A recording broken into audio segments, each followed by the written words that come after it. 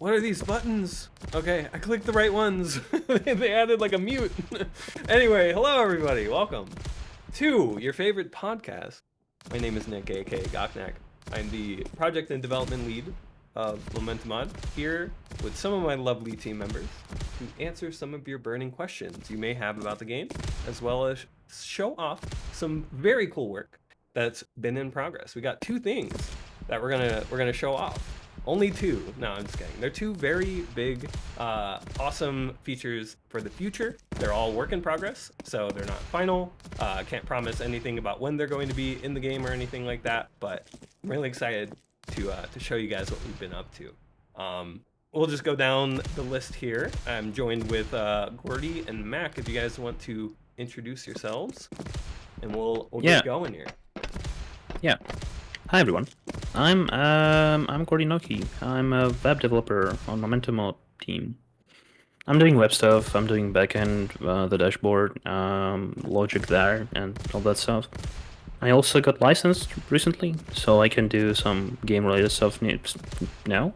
Yes, that So, yeah, was. that's I was cool. gonna mention that too. You are no longer just a web dev. You are. We were able to get through Valve and license Gordy, so we now have another licensed developer, which is awesome. Being able to have more devs that can split up the remaining work that we have for 1.0 is awesome to have. So, yeah, congrats again on getting the license, getting through to Valve. Let's go. Yay. Yeah. And then we have the current spec right now. If you're too busy playing, we have Mac. Yeah, I'm here too. Yeah, I'm Mac. I mostly do mapping, and I've worked on some of the tooling for the game. Oh yeah. Awesome. Okay. All right. So, as always, our first asked question. What has everyone been up to? So, in case you missed it, there was an awesome tournament that happened previously. I think was it the previous weekend? So we just missed it. It was last weekend. The KZ Invitational, the first official, I would say, tournament inside of Momentumod. Kind of seeing how it goes, seeing how the players like it, how the tournament organizers liked it. Hopefully you guys liked it as well. I was watching as much as I could. My weekends get a little hectic sometimes, but it was awesome to watch, and I think it went really well. It's just a perfect example of what Momentum could be, right? Where everyone plays at the same kind of like level. There's no ping dependencies or anything like that, but you can still have that social layer, having racing. We'll get to that in a sec, as well as, you know, just like elimination bracket style 1v1s, but in the future we could do, you know, bigger like races, not just 1v1ing. So we have a lot of stuff planned because, yeah, our game is a time trial game. It makes sense that, and we're also, I think, in the racing category, we are, you know, a time trial game. So it makes sense to have a mode that you can enable in any multiplayer like lobby or anything, that you can race against somebody else and see who's better within a specific amount of time, or the first one to finish in a specific amount of time as well.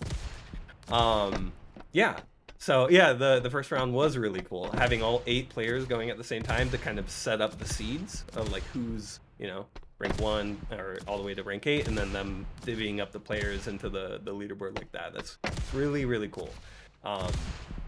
So yeah, hopefully you guys are able to catch that. If not, I believe the VOD will be posted somewhere. It is on, I believe, Red Moon's YouTube channel right now. If we get like an edited one or something, I'll reach out to the organizers, see if they have like, if they wanted to do an edited one or anything like that. Maybe we can get like a maybe condensed one or something on our YouTube channel as well to promote it, cross promote it. But we'll see. Either way, definitely check it out. It's very, very awesome. So as part of that, we developed a racing system. So Panzer worked really hard on this to get a proof of concept race system where you can just inside of your lobby start a race, have people join the race, and then it just prints out, the first to finish. It synchronizes the start, as well as, printing out everything in chat.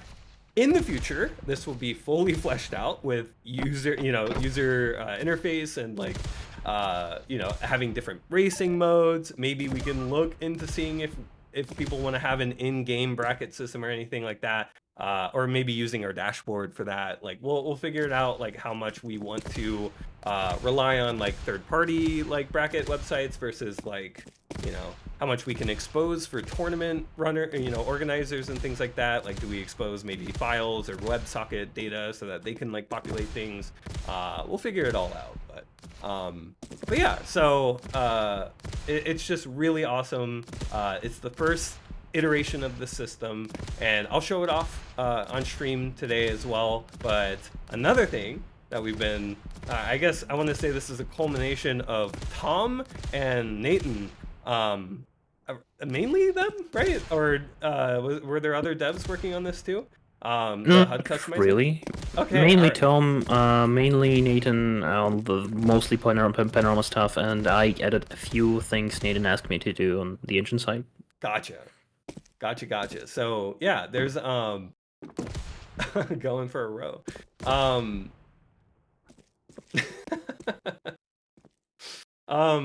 Yeah, so this feature is one that's actually requested a lot.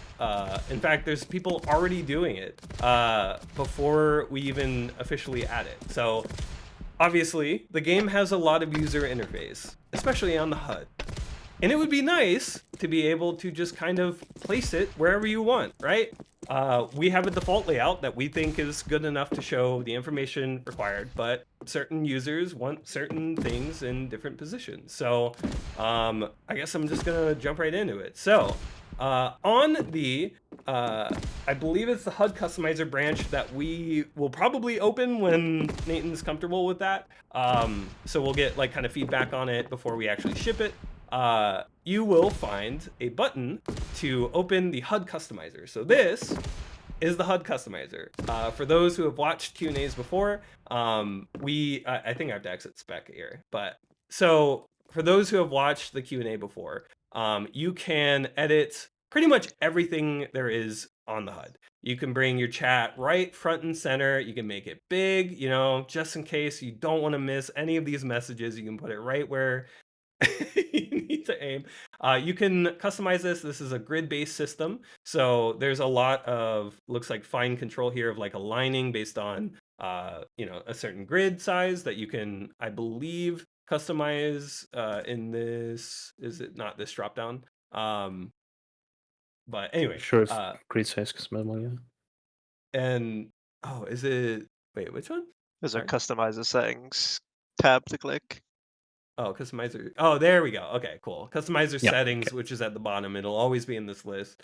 And then you can customize this grid size. So I can make it 7 pixels, or I actually don't know what the units are here, but you can, the main way that this works is you have to click on the thing you want to edit. So right now I clicked on timer, so now I'm dragging the timer wherever I want. And what's nice is we can expose components of these HUD elements for you to be able to change. So you can actually change the font if you want to, or the size of the font. So let's bump this bitch up to 72. And yeah, there we go. Now I know what time I have, and we can put it up top if you're used to that in another game that you play. So the beauty of this is all of this customization is saved locally. And what we can do in the future is we can actually have this either be something that you'll see on spec if we want to do that. You can make it something that you can share very easily with other players, just by either file sharing or maybe an in-game UI setting, or maybe it's on your profile and we have it in our backend. We'll figure it out exactly, but yeah, for now you can just kind of put it wherever you want, and it will just save. You can change the font if you want to. I don't think I don't have Comic Sans, do I don't. I'm sorry, but yeah, no sans, everything, like, yeah, it's pretty cool. I'll change it to what I don't have. Yeah, Tahoma. That's better. That's better. So yeah, see, we can do that. And then yeah, the static menu, which is the HUD static menu over here on the left. There's a lot of things that aren't fully hooked up yet. So this is just a preview. Nathan's been doing a lot of awesome work with slowly going through each of our HUD elements and hooking them up and exposing different properties. So I'm sure there's things that they would want me to show off, but safeguard indicator. Yeah, so it looks like you can yeah, there's like if you have a safeguard or enabled, it's the like little loop that shows you how long it's going to take. Yeah, we can see the chat. Again, we can change the size of the font for the chat there as well, and you can also scale it up and down as well. So if you're running, maybe you're getting a little old, you need to be able to read that text. You can increase that as well. And it's really cool. It's a really cool system that's really extensible. And what's nice is Nathan isn't licensed, so a lot of the work that Nathan's been doing is actually anyone could help out and do. It is just all in the open source Panorama library that we have, or code that we have. So if there's things that are missing, or maybe there's, like we're adding a lot of the baseline things that you can edit, obviously position and size and everything, right, is baseline. But if there's like colors or things that maybe we forgot about or whatever, we can always make it so that you can add that, publicly, right, in our repository and push it out to everybody. And right, it's the beauty of open source. So but yeah, I'm really pumped to get this in. This has been a long time coming. I think it's been work in progress now for over a year, but it's been incredible to see it progress. And this is exactly right what people would want, right? Like to see. And so yeah, can you change like, oh yeah, you can have it like fade out or not, and yeah. Oh man, that's awesome. Yeah, it looks like there's some weird bugs that happen with like font rendering with the chat, at least with some messages being big. But there's bugs and stuff like this we're going to slowly but surely figure out.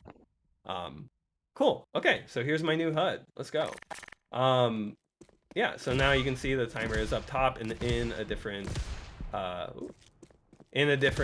position, and yeah, it saves. It exists between boots of the game. So this is your HUD.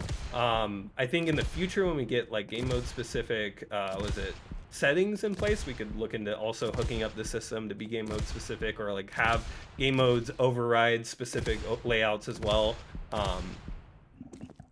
Oh, gotcha. Okay, I see. So yeah, chat needs more work. All right. When doesn't chat need more work, huh? Anyway, yeah, so it's really cool. Like, if there's anything that's in your way or that you just don't like, you can move it. And, I mean, I think the only exception is crosshair. But what's nice is a lot of these settings, right, for HUD panels can move to this HUD customizer, right? Like, right now, we have a lot of like settings, right, like timer and like, I mean, okay, this is like sounds right now, but like a lot of these things that are customizing, like eventually this should just be toggles, right? And even then that can move to the customizer as well, right? Like we can move a lot of these things and centralize it. Like all the crosshair settings are here. We can move all of this to, right, like yeah, all of this to the customizer. And so it frees up a lot of this like interface space in our settings to be more towards like more like game or like more deeper things to change, right? Like customizing the speedometer probably should be in the settings because it's more involved. But like where the speedometer is can always be edited, right? Like it's always going to be the customizer for how it looks, and then like maybe core functionality stays in this in these settings here. But yeah, so yeah, you can move anything you want anywhere you want. And it'll save, and yeah, we'll have eventually game mode overrides, and so that way you can have your bhop HUD and your surf HUD and everything just be different. Like, oh, wrong wall. Yeah, so the handy thing is all these settings are just saved in a text file basically, so if you ever want to share your HUD with people, you can just send them your text file and that's all they need. Exactly. Color shifts, so a rainbow. Oh yeah, that's right. Isn't there like gradient support for yeah, for like what is it, the sticky launcher? Is there anything in particular you want me to show off, Nathan? Because I'm just kind of like showing the core things right now. But if there's things that you've been working on that you're pretty, as Tom would say, chuffed to show off, Just I can. make your HUD look really nice. You know, how would you like your HUD to look, Gugnak? Good question. Oh, let's see here. All right. Well, chat's a little big. I don't need to be this big anymore. Bring it back down, and then yeah, move it. Down here is okay, and then let's see here. Oh, we can't move this panel. That's fine. So timer is center line. Let's do left aligned, just so it doesn't. I don't care about my time. Let's put it up here, and then let's reduce this back to like, what was it, 18? No, my God, that's way too small. Let's do 20. You just need to select it. Oh, sick. Okay, that makes sense. All right, it's localized to that. All right, that's cool. All right, yeah. Make it left aligned, and then do. I mean, well, actually, I didn't mind it being centered up here. Actually, let's do that. And then it's a little bit bigger. It is funny how it wobbles though in center. I don't know why it does that. That's weird. I feel like that's well, a that's pano. because the font is not monospace and it tries to like mount to the center. Yeah, that's true. Let's do Roboto Mono. Oh, there we go. Perfect. Yeah, that's right. It recalculates the like width of the characters every time. Yep. All right. Cool. So we'll do that, and then yeah, I can change the color of it. Let's go. Running color. Let's change this to orange. So we got color picker support. Nice. Look at that. Yeah, and then inactive and primed, and then yeah, when you're finished there, and then comparison colors. So increase and decrease depending on if you've saved time or lost time. You can change those colors too. Yeah, very nice. And then you can also set a background color. So if we wanted maybe some like a little bit of a box around it like that. Oh wow, okay. Interesting. I don't know why it doesn't do the whole. I guess that makes sense though. So I can see my timer no matter what. And then nice. So we got that. And then let's see, status can actually move up here. I need to know what jump I'm on. And then yeah, Right here are the on your crosshair. comparisons. So yeah, comparisons are actually pretty good in this corner. I don't mind it being here. Nice. Yeah, static menu seems to not be hooked up maybe. Yeah, that's fine. And then yeah, we have it's hooked up. It's just that you need to make it show up. But yeah. I see. Okay, so yeah, you would have to do like press one. Oh, I'm in chat right now, so oh, I don't know if the chat can hide during this mode. That's fine. All good, all good. I think there's the was it HUD menu show like we have a lot. Map commands, sure, why not? And then now I can customize this, I believe. Yeah. So you can customize where this pops up, right? Like we'll have it here. In the future, we're also going to have like voice status for voice chat. That'll probably actually be the next. That actually is voice chat. I believe is the last big feature for O10X. So once we get that underway as well, I think we'll start focusing on O11. Yeah, weapon selection. Yeah, that's fine. Fine here. And then yeah, key press HUD. A lot of people like to know what keys you're pressing. The bottom right, you know. The nice thing too about this is the key press. Change the key press type to the second one. How do I do? Oh, type. There we go. Icons. Hey, there it is. Oh, okay. So this is like an icon-based HUD. You can put this like, you know, here if you want. Let's do that. And then oh, you can customize tab menu. Oh, but you have to show tab menu. That's fair. Also, key press now show the oh, there we go. The turn binds. Oh, nice. Okay. Yeah, with the icons. Yeah, there was a issue open for that for a while, I remember. Speedometer is kind of important. Let's put it above the crosshair. And then, yeah, I think everything else is okay. Map info's in the top right. Yeah, eventually it'll be really nice. Yeah. Yeah, moving all of these out of... Yeah, thank God. Let's move these all out of settings and just put them here, because, yeah. Yeah, you can, like... I don't want authors to be credited, no. You can just, yeah, toggle all of it. Very nice. Cool, okay. Yeah, I think this is good. We'll save that. But yeah, so turn bind. I don't think I have turn binds enabled, actually. Do I?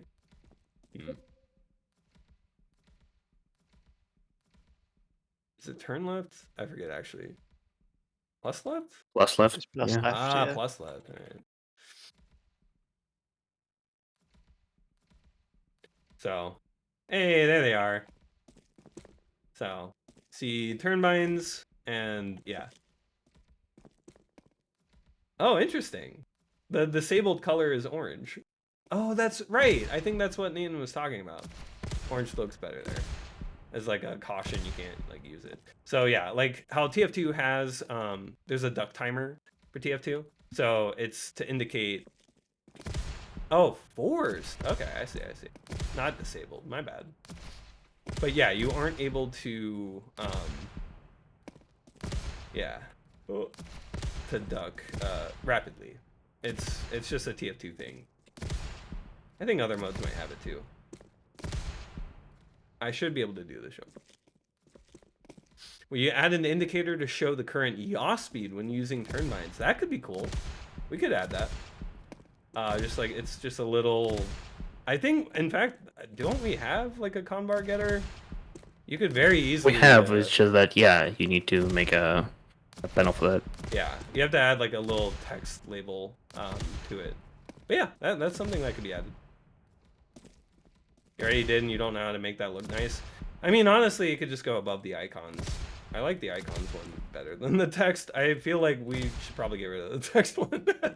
I might make an executive decision to get rid of it, because realistically, we don't need people to see the word jump. I think the idea of the icon kind of conveys what's happening. Keep going too high. I mean, I could just wall pogo this, right?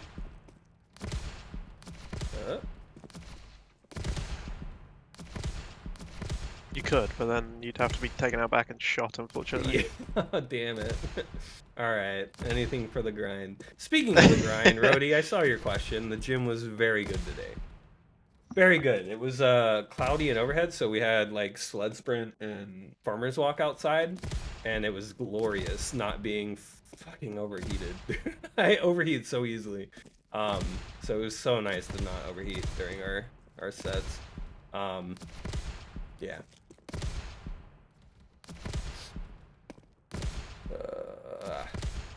Damn it. I'm trying to like... How do you get low enough? Okay, hold on. I just need to shoot a little lower. There we go. There we go. No! I didn't time it right.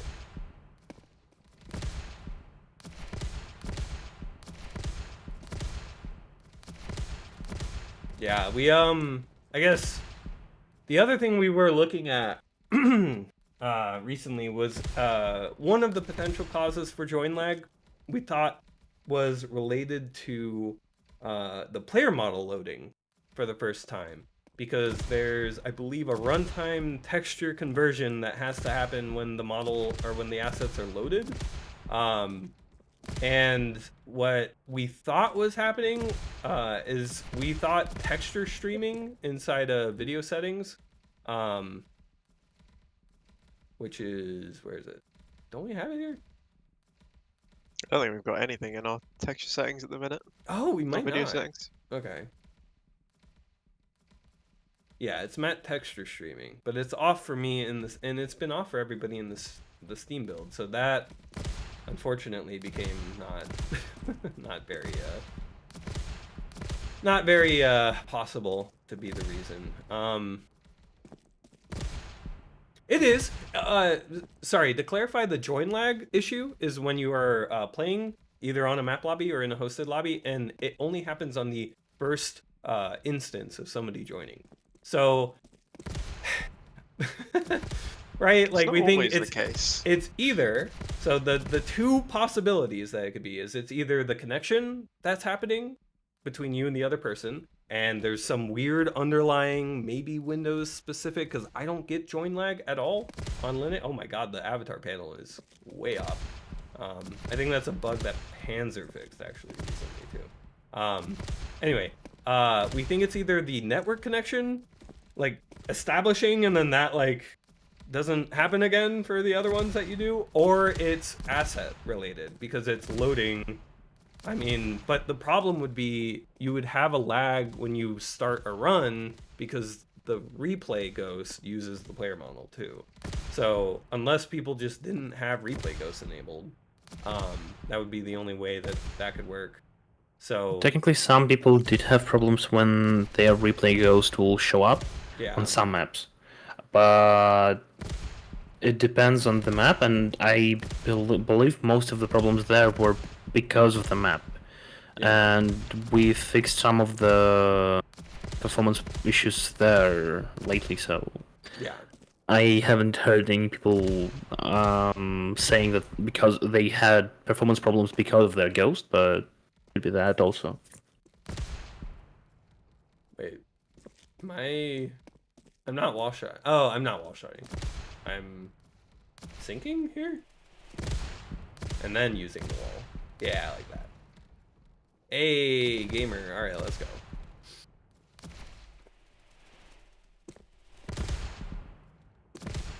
See, I'm a rocket jumper. How could you tell? Anyway. So yeah, awesome work, Tom and Nathan. It'll be awesome to get this fully in your guys' hands. We'll have a feature branch. We'll start using feature branches a lot more for these kind of like big changes like these, because we just want to see what can happen and try to fix shit. So yeah, be on the lookout for that. If you guys aren't in our Discord already, definitely !Discord. Join our Discord there and get more info on when this comes out, or is available to test at least, but also when it comes out, because we have our change logs posted there too. Yeah. Cool. All right. So we could show off the race system later. I'll stay on this branch just to kind of be like a wow factor of oh my, hold on. Whoops, HUD menu. Oh, hide, I guess. Okay, there we go. I don't know why 0 wasn't working for that. It should have, but whatever. Anyway, I guess we can move to the first asked question here. By somebody. Does anybody wanna read?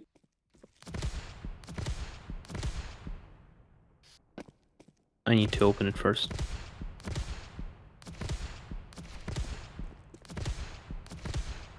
No. I can read if you want to. Yeah, that sounds good. When's the next game update? It is likely going to be... We have a bunch of stuff merging in. 0.10.7 will not have the HUD customizer. It won't be ready in time for that. We gotta do some public testing first. Oh man. So it'll probably be 0.10.7 will be a bunch of bug fixes finally merged in. ITA asks, guys, I'm level 40 already. How can I get coins / get cosmetics? Good question. Okay, so yeah, we do have an inevitable plan of having customization, having players be able to customize the... Where do I go? Oh, okay. Being able to customize exactly how they look in a lobby, as well as on the website. We'll have like banners for tournaments and stuff that we can run in the future, like have cosmetics tied to them. So right now, there are no cosmetics, there's no coins or anything tied to it, but that is the idea, is like as you level up, as you know, this thing right up here, as you level up, you will be gaining these units that you can spend in the store. And then that is how you would unlock cosmetics, is just playing the game, leveling up, and what the cosmetics are not figured out yet.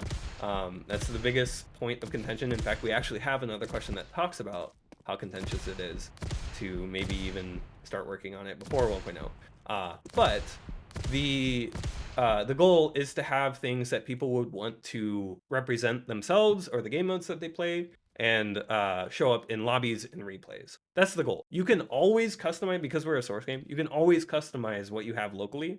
We have guides on how to do it. You can customize the rocket launcher and stuff to be whatever. But that's only for you, right? We can't network that. There's a ton of problems if we start to look into that. There's no real security around that, for starters. But second of all, yeah, we want to be able to have rewards for players that aren't necessarily getting top times, but be able to work on just playing and completing maps and getting maybe cosmetics for doing so. We'll have milestones in the future, and those are kind of like built-in challenges around, not like built-in, like, yeah, complete, you know, certain tier maps, or like an X number of game mode maps and stuff, and have cosmetics tied to that as well. So it's very progression based. It's very, you're playing the game. If you have, you know, different cosmetics and stuff, you didn't spend a lot of money, you just spent a lot of time in the game. And then we have the rank points system. So that's, we don't have it publicly available, but it may be a tab over here eventually, or we'll figure out a good place to put it. But that will be how good you are at Momentum, and that's more of the bragging rights, but it is subject to change. If you get knocked out of the position that you are in the leaderboard, right, you may lose these trophies or whatever that you may have of certain, you know, quality. So with that, that's going to be more focused on like how good you are at specific ranked game modes. The ranked maps in the pool give you ranked points, and those are usually going to be high quality, very competitive maps that you can play. And then we do also have unranked. The idea is that we can still add maps that maybe aren't as competitive, or maybe more gimmicky, or kind of, you know, more fun than anything. And those maps can still have leaderboards, but they won't give you rank points. So, and some might not even give you cosmetic or like XP. So we'll see what the bar is for quality in those maps. But the idea mainly being behind, we want you to play all of the ranked maps for starters, and then as you play more and more and you have less to play, maybe revisiting some of these ranked maps that you played and try to get better times. Another thing that we're going to also try to do is add medals. This might be a way like past 1.0, adding medal times to promote people trying to improve their PBs to get closer and closer to group placement, because, you know, with medal times, that can kind of capture a lot of like, oh, like here's an easy goal to try to beat, and that'll place you pretty well in the leaderboard. And then past the medals, there's the leaderboards, right? The groups, and well, maybe the highest medal might be in some of the groups. Anyway, but like that would be the next step, is like the level of competitiveness of like you're beating all of the maps, to you're trying to improve your times to hit medals, to okay, maybe I'm trying to go for higher groups on some of my favorite maps, to okay, I'm going for top 10 for all these maps or something, right? So like there's different levels, and obviously we can't get everybody into the world record grind, but to get players more accustomed to just trying to compete. And then on top of that, we can have things like, obviously, like tournaments that just ran last weekend, but also things like seasons. If we want to do maybe like a 3-month cycle of like, here's the map pool, fresh leaderboards, you know, who's the best. And like, we have a lot of stuff that we could do on top of the core game. And the reason, right, 1.0 isn't out is we're working on the core game right now. Like we aren't working on all of these features, because we got to get the core of the game in place, and then we can start to add these really awesome like asynchronous, everybody game-wide track of the day-esque kind of tournaments or things like that, right? Like where we can have, because our game isn't synced to game servers, it's just basically synced to like standard time. You can submit runs, and we'll have, you know, anti-cheat in the back end, so it verifies. And so like we can have these really cool big events too, and there's just a lot of room for social like aspects there.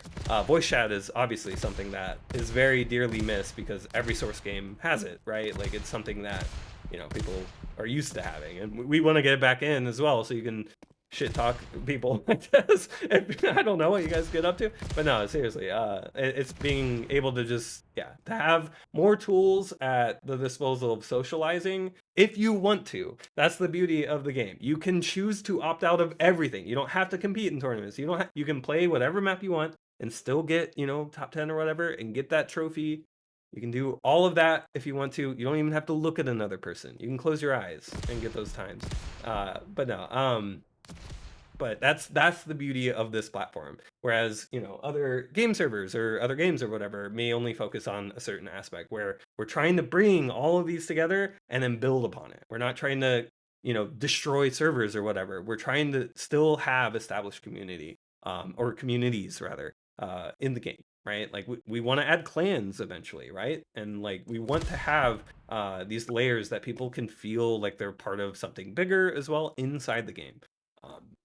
So yeah, there's a lot of stuff planned, but right now, as we're in 010 and soon to be 011, soon relatively, I mean, ideally, I mean, just really voice chat and I would say probably maybe a baseline time deletion. We got to get the time deletion stuff in so we can ban our There is cheaters and one- delete times and stuff. There is one MR for that, and Yeah. I think that's it. Yeah. We can get to deleting runs after that. Awesome. So yeah, once that's in, that'll be really nice, and we'll have a report system in the future as well for when we're missing it. Oh, what? Why is this here? It's just a little cubby over there. Throw you off. Yeah, there's a lot of awesome stuff planned for the game, so I cannot wait to see all of it coming together. I mean, it so far has, right? Like, we're playing a game that I don't have to be on a game server to rocket jump. I don't have to be on TF2 to rocket jump. I can just enjoy these custom maps that people have created. So already so far, but there's so much more that we're gonna be adding down the line that I'm pumped for. Oh, okay. Literally treadmilling this. Ah, okay. Maybe I have to wall pogo a bit of height off of that. No, it's what? Okay.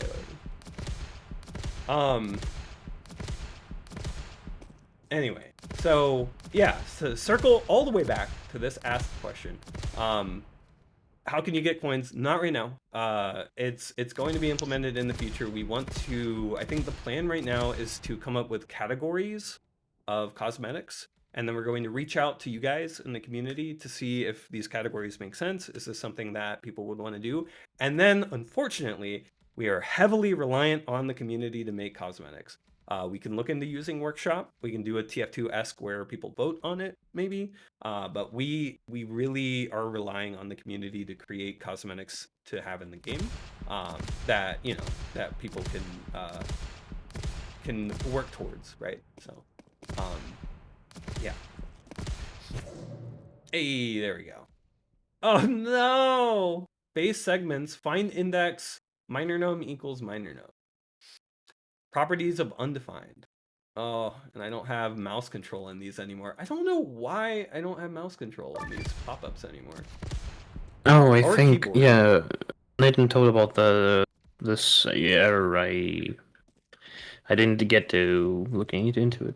Yeah, it's something weird. I don't know if it's because of this branch or if it's like It's Wayland on this update. branch. Oh, it's it on this is? branch, but it might be something on the engine side. It's I just see. that maybe someone didn't Why is notice the weapon or something. fading out before the model here? That's weird. That's a weird bug. See, that's what I expect the model to start fading out. What's the fade distance on this? Oh, okay, it's just generally... Oh, maybe they have like a translucent model, and it's networking that? I did not know that was a thing. Anyway, all right. It's not networking it in spec for me. Okay. Seems to be a you problem. Yay, me problems. Good job. Good work. All right. Okay, cool. I guess I can spec somebody and we can yeah. Speaking of leveling system, does anyone want to play a map? We can spectate. You can show off other game modes that have game mode specific panels. Oh yeah, let's do it. Let's go into sticky jump. I'll play some sticky jump. I'm curious to see what the defrag customizer looks like with how many bells and whistles that mode has as well. I've not seen I'm it not yet. sure if Seagas is still in the customizer. All right, let's see here. Maybe so not. hold on, my key press needs to return to a valid location. So we'll move it back here. All right, so we have in this one we have the sticky charge bar.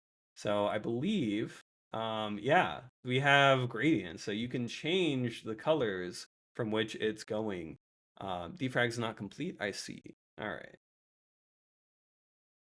Custom model not translucent. Well, it should be. So the bug that was happening there was it was fading out still, even though it was like far enough away to where it should be solid.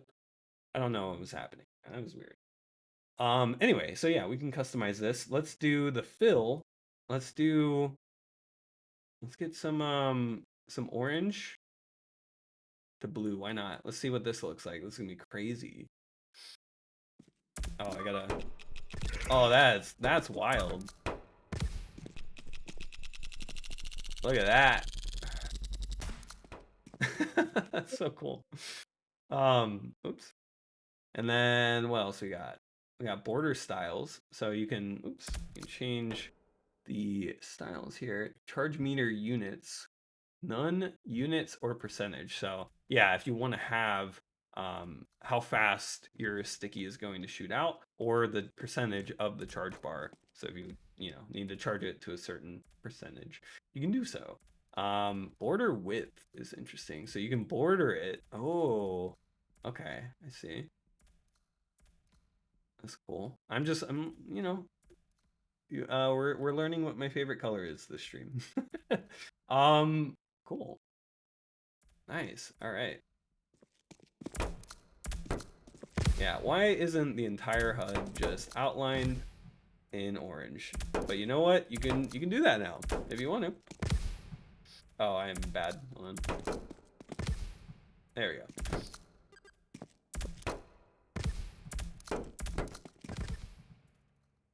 Oh. This is just double city. That's why it's tier 2. You have to shoot 2 stickies. I'm just kidding. Oh. And a little air pogo.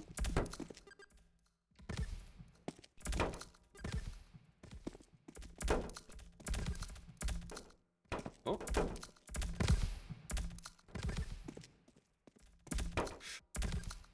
All right.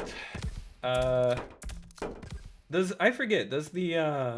my customization apply to anybody that I spec as well? It should do, yeah. Yeah. Very cool. I will spec for that. Oh, the timer's being hidden by the spec bar. Lame.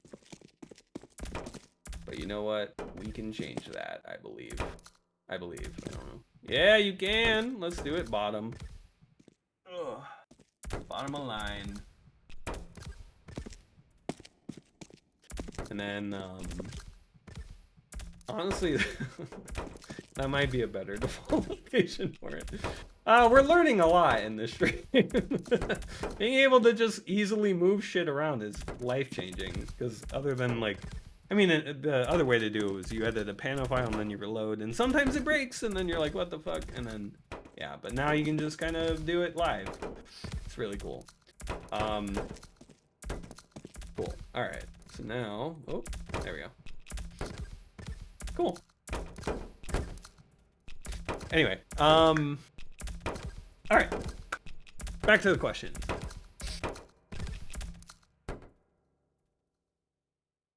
Nice edge bug. I can read this one too. Yeah.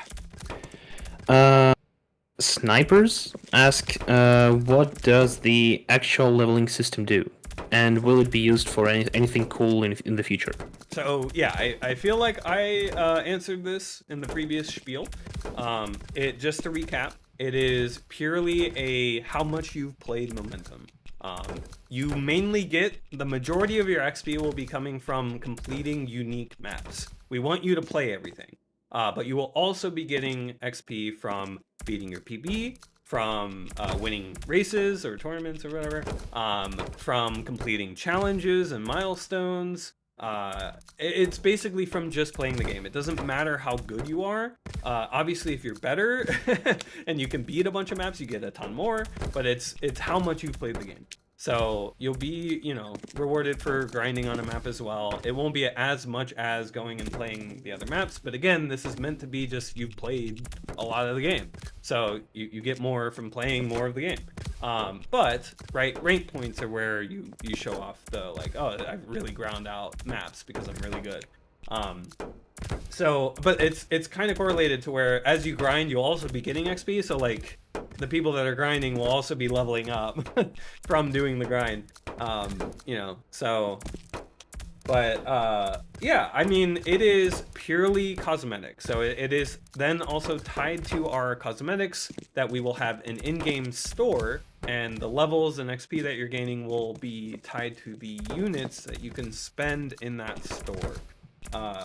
And yeah, it's really just, it's all cosmetic. It's just how much you played the game, and then you get cool things to show off how much you played the game.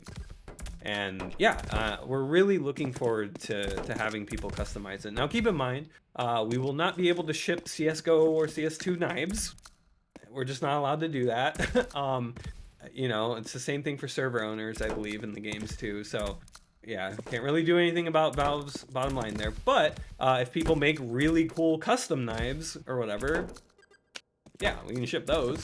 And then people can earn them and unlock them. So yeah, I'm really looking forward to seeing, who's going to get the first prestige. We'll have prestige, systems where you can level up to the max level, and then after the max level you reset and you get a little, star or some extra badge, and we'll have some prestige specific cosmetics as well, or badges tied to that. I mean, obviously, your profile badge is going to be a little more important in the future with lobby UI and spectating and everything.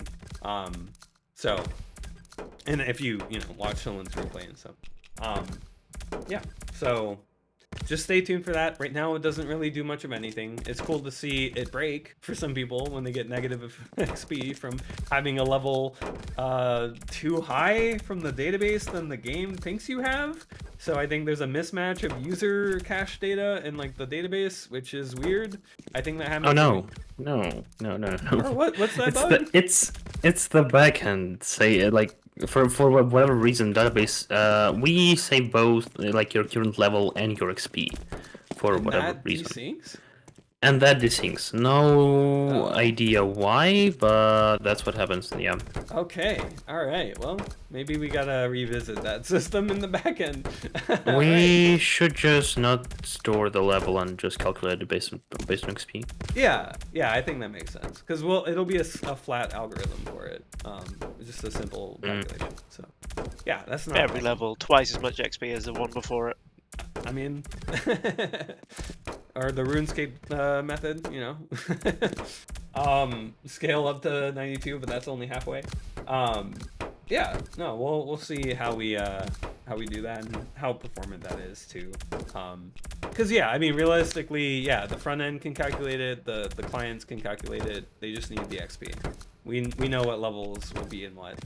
We just need to control and save how much XP you have. So that's the current reason that bug is there. But otherwise, yeah, it doesn't do anything right now. It's just purely cosmetic, and in the future will be more tied to the actual cosmetics of the game.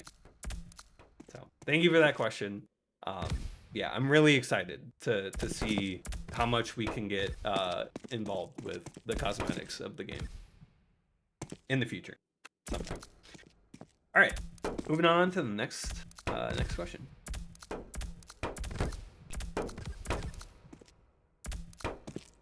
Actually, before we move on to the next one, I'll answer W Slates. So the order of focus right now, our roadmap, it's actually in our Discord. Do I have it in here? I forget. I guess I could show it on the question slide. One moment.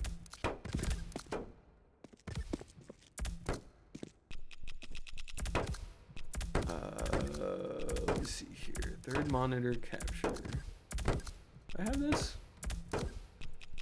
What is this? Oh, okay. Oh, I see. It was imported. One moment. Let's see if I can get.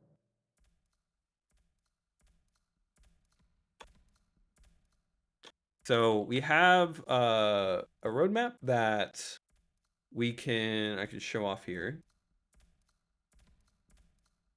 Let me see if I can pop this out. Open in browser. That works. And then if I do, let me see here. Sorry, getting this captured. That I guess, and then just do that, and then can you guys see this? Okay. No, it's hidden. My bad. 1 second. Okay, now you can see it. Okay. All right. So yeah, we have a roadmap for 1.0. This is subject to change a little bit. In fact, actually, we've already done a lot of it. For O10X, that's where we currently are. These are the main things we wanted to get done and in. These are high priority things that from the first couple of releases or from releasing O10, we gathered a lot of feedback from our players and things that we wanted to get done. The main thing that I'll note is the voice chat is probably the biggest remaining thing. Can you see my? You can. Okay. So voice chat is the biggest remaining thing. We have KZT in the game. MomKZ requires input from the community and ideally dev work from Game Chaos.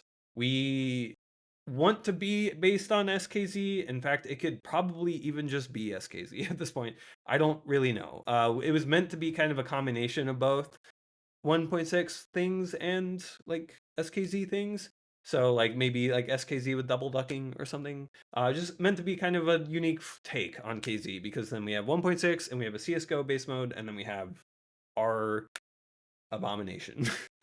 No, that was what it meant to be. The report system, we have technically a caveat in place here where we really just need run deletion in place. We need to be able to, if there's a cheated 3-second time, just be able to remove it from the leaderboard. We have a PR open for this. It just needs to be I believe reviewed again and then pulled in.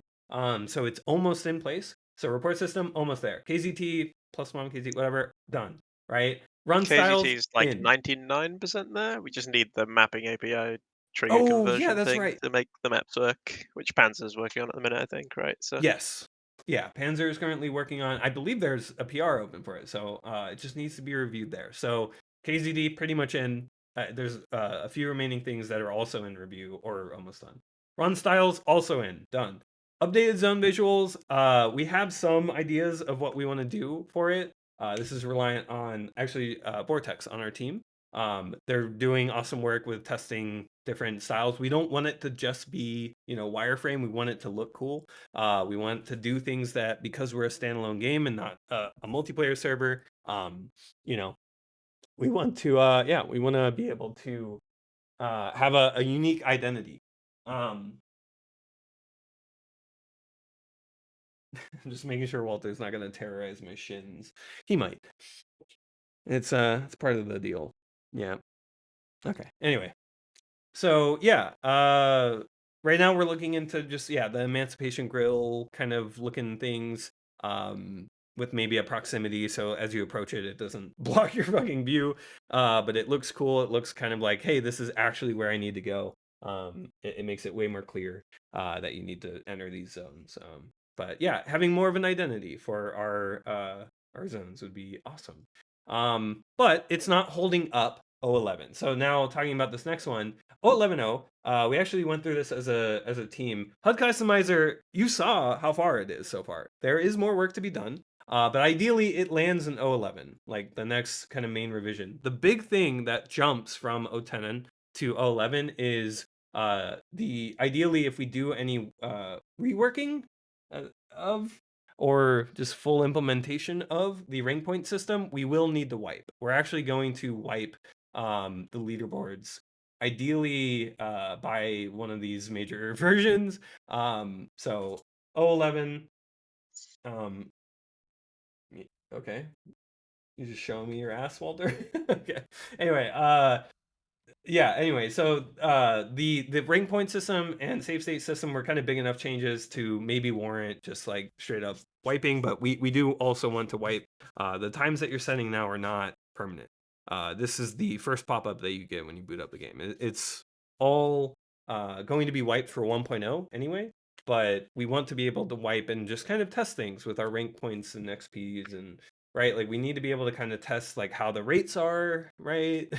For gaining these things, and if the rank point system distribution is correct, and if we want to, well, rank points is actually over top existing runs, but um, we want to be able to see like what the rate is for like a new like at 1.0, right? We need to be able to see if that makes sense or if it's going to just be really strenuous calculations done all the time.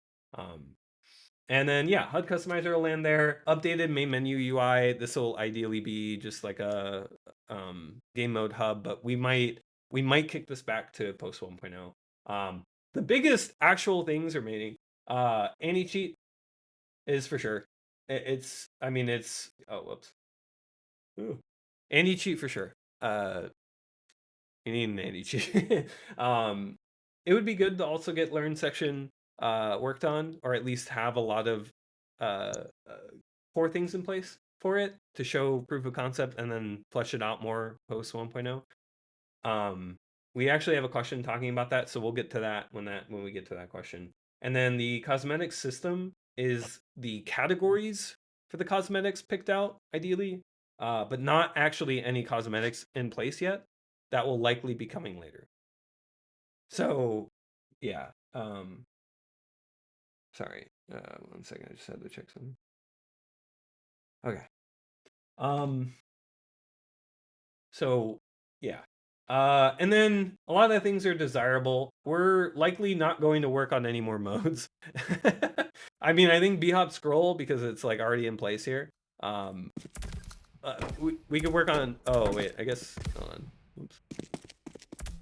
Yeah, we can work on bhop scroll because it's pretty much already there, and yeah, it's technically a style, but it could also be a standalone game mode because it is a fundamentally different way of playing, and there are maps that work specifically for only scroll and like auto would not make sense to play on it. So it being a different mode for bunny hop, like a sub mode of bunny hop, is I think where we landed with that. So this is where we're at. These are the priorities, right? This is all we have that we're like for sure keying on. Anti cheat is the biggest. It's the most involved, right? We have, our server related things. We have client related things that we need to do. There's a lot of work to be done for anti cheat. So I would say it's the biggest for sure here. Like voice chat technically already exists. We just have to hook it up to the way that we do networking. And yeah, that's just a matter of getting that. Cool. So yeah, this is hopefully that helps. If you're in our Discord, you can always see this with I think /say and then roadmap, and you can see this roadmap. And it's also I think in our FAQ, but that's a little harder to find because of Discord related server changes. Yeah, so this might be edited more, probably closer to, I think once we get voice chat and the run deletion in place, we'll also edit this to be like a new upcoming, like what are the things that we have left. In fact, we may not even have an 0.12.0. We'll see. If we the idea behind these version jumps has just been if we ever need to do anything backwards incompatible, as in we need to wipe. That's really what this meant. But going forward past 1.0, we can't really wipe. It's just going to be big features, right? If we add a big game mode or like flesh out the tournament system or whatever, right? Like if we add that, then that will likely be the the second number increasing. So yeah, so I mean, but realistically, the big thing that we have left is anti cheat, and that's going to also be an ongoing. We need to give it, a breathing period to see, is it working? How well is it working? And figuring that out. So, yeah, there's a lot of things that can be done in parallel. So we don't we aren't all working on one thing at one time. The things on here are all just kind of like as devs get free time or interest, they work on these things. With a purely volunteer-based dev team, that's how it has to be. I can't force anybody to work on specific things, but we can agree upon what we need to work on, and then I hope people work on them on the team. So yeah, this is what we have planned out. So we'll have an updated roadmap in the future. We might not have O12O. We'll see. We'll see. But yeah, so that's a recap now. We are almost done with O10X. Like voice chat, testing that out. We're not gonna have a report system, but we'll have leaderboard, like more dynamic leaderboard point generation. It doesn't use any new systems for like calculating or anything, so that's what maybe the O11, right? We'll look at like kind of the numbers and like see how we want points to be distributed. But for this one, it'll be just changing how it's generated to better match that in the future and allow us to delete runs at whim as people cheat or whatever. Yeah, so a lot of things are desirable and like longer term. And then yeah, post 1.0, it's really just a matter of finding, because like people are going to be grinding times. It'll be getting maps in place. I believe we had a question about where maps are. Like, why is there not a bunch of maps? It relies on review. It's a lot of manual review right now. So getting involved with the map review process is very very beneficial to get content into the game. And yeah, right now we're not focusing on adding absolutely everything under the sun. There's things, for example, for KZT that need to be done for entity related reasons, and that's what's holding up a bunch of maps. So there's usually a multitude of reasons, but it's a lot of it comes down to just making sure that maps are being reviewed and play tested. So definitely make a comment on the dashboard if you find issues in maps. We see reports in our Discord a lot. But realistically, we need the feedback on the dashboard so that, or like in the hands of the porter so that they can fix it. And then that makes the map go through the process, if there's issues, right? So we're still working on, figuring things out with that. So hopefully it's gonna be better in the future. But yeah, we're still moving. I mean, O10X is pretty much almost done, and then these two kind of merge together most likely. But yeah, so anyway, yeah, thank you for attending that TED Talk. But yeah, that's the remainder of 1.0, and it's in general not as much work as O10O has been. O10O was a complete overhaul of multiple core systems, where O12O is probably, with anti-cheat, right, would probably be the biggest core system that we have left. We already have the bare bones in place, things that could be done later, right? But let's actually, oh, yeah, sorry. Yeah, Savant's question's next, but we'll get to priority stuff, especially about learn and cosmetics in a future question. What map should we play? I'm just playing some surf. You right. maybe want to join that? Yeah, let's do it. Maybe not. Do you? No, I want something else. Let's go to Mesa Mine. Yeah, let's go to Mesa Mine. Why not? And then I'm gonna actually, I think I'm gonna leave the hosted lobby, and I'm gonna join. You want to join the map lobby? The map lobby, yeah. Let's do it. Okay. There we go. Let's get some dev achievements going in the chat. All right. So yeah. I guess we'll move on now to the next ask question here. Oh, I've not played this map. I've only played original Mesa. So this is going to be very entertaining. Savant, asks, so this was asked in 2025, but will energy in Surf be back? I understand it is challenging and wondered if it was a priority or just on the back burner. It's just on the back burner right now. The energy speedometer is a very cool idea. It just needs to be properly implemented with a better way to reset initial position. Um, and yeah, I mean, it's not impossible. It's just a matter of getting that maybe keybind or figuring that out, explaining how to use it better so people don't, mess it up or not get the wrong information from it. But yeah, it was just removed because I believe as we did speedometer work for Panorama, it was just kind of like uh just really clunky. The way that it was implemented in the open source code was kind of clunky. So getting a proper implementation, absolutely. Like we do want to have the energy What speedometer. what back is again. required for it? Because if I understood that correctly, all it kind of does, it like gets you a specific value based on your current velocity, your current position, and your last jump position. Yeah, it Like was the position where you jump from. yeah. And I believe it was resetting the kinetic energy as well as handling teleports more gracefully. Teleporters Mhm, completely break it because you're at a completely different position. So, I see. yeah, those were the main challenges, and we just didn't have enough dev time to figure that out because we had bigger fish to fry, so to speak, with the rest of the game. So we just shelved it. It is on the back burner, but it is something we want to have in the game still. Oh, Ma-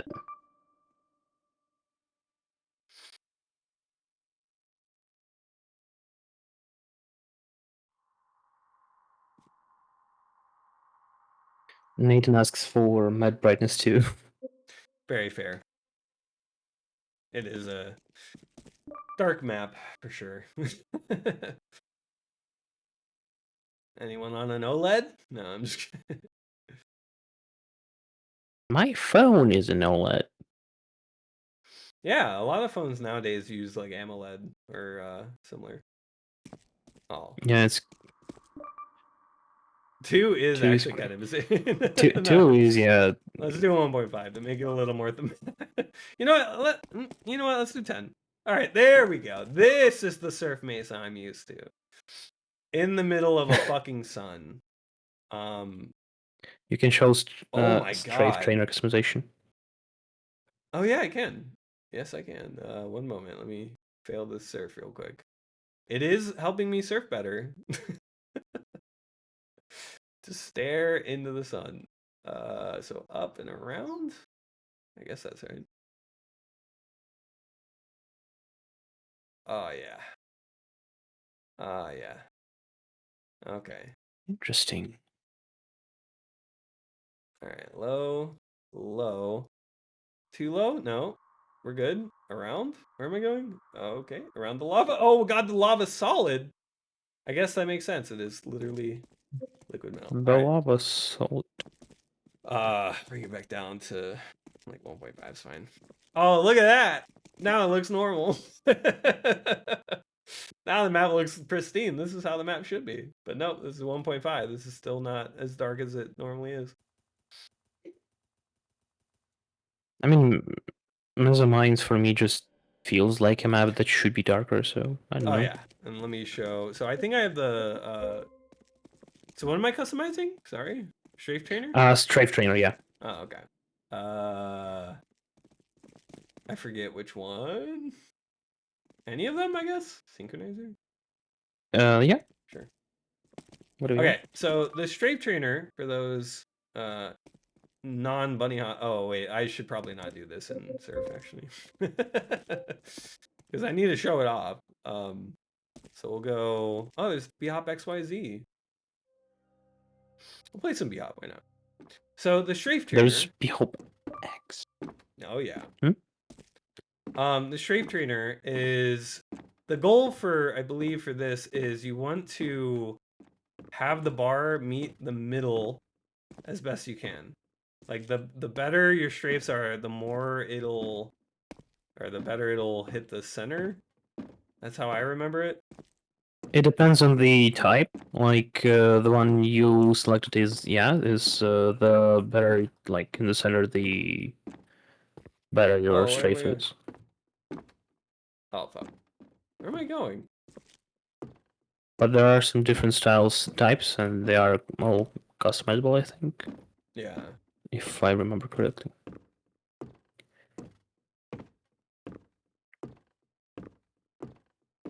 Oh.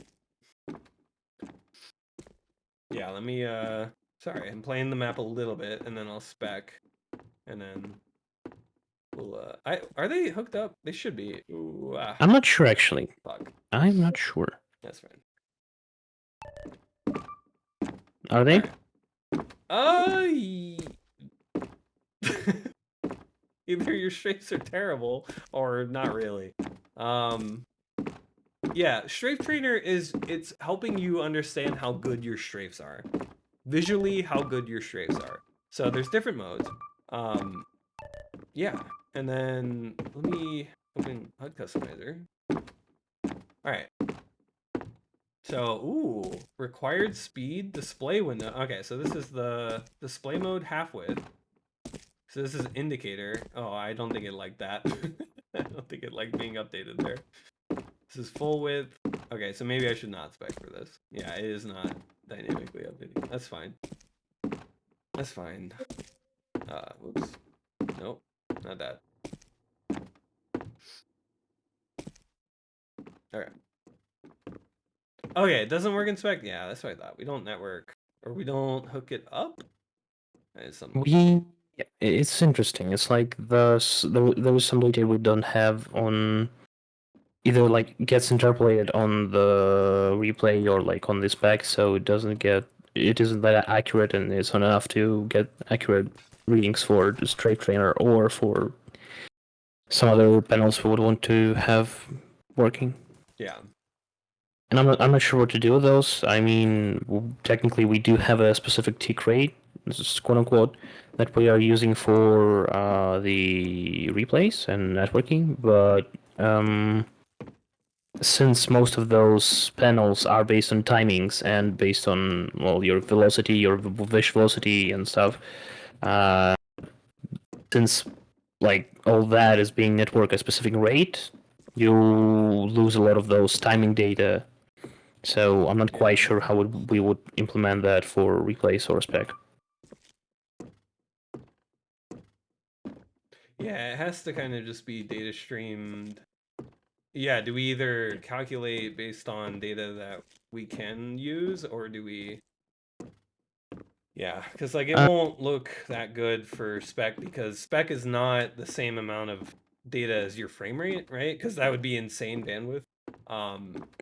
But yeah. The thing is, we might want to. We could probably do that with like time offsets based on not on the frame rate, but on the replay itself. Because right now, Panorama gets updates on the player movement each like panel frame, I think, or each game tick. I'm not sure. Yeah.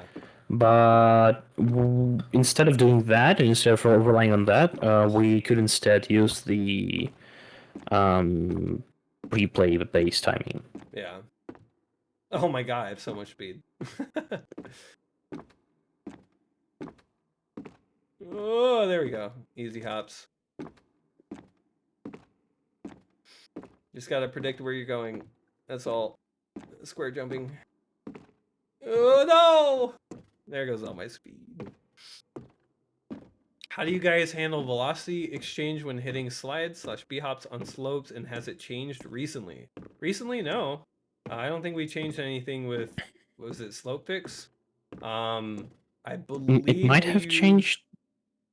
It might have changed in 010, but not recently. Yeah. Sorry, yeah. With 010, I believe we kind of did a lot of internal changes. Ooh. Oh my god, for real? All right. Just gonna get a better time.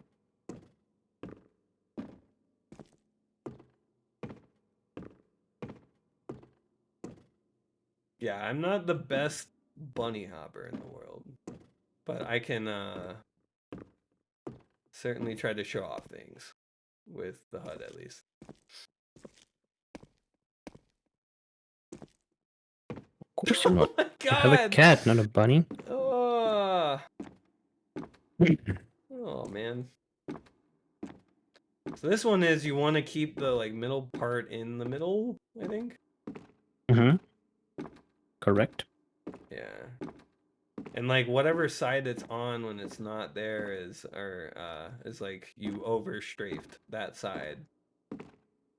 So like with it being on the like left or right as much. Yeah.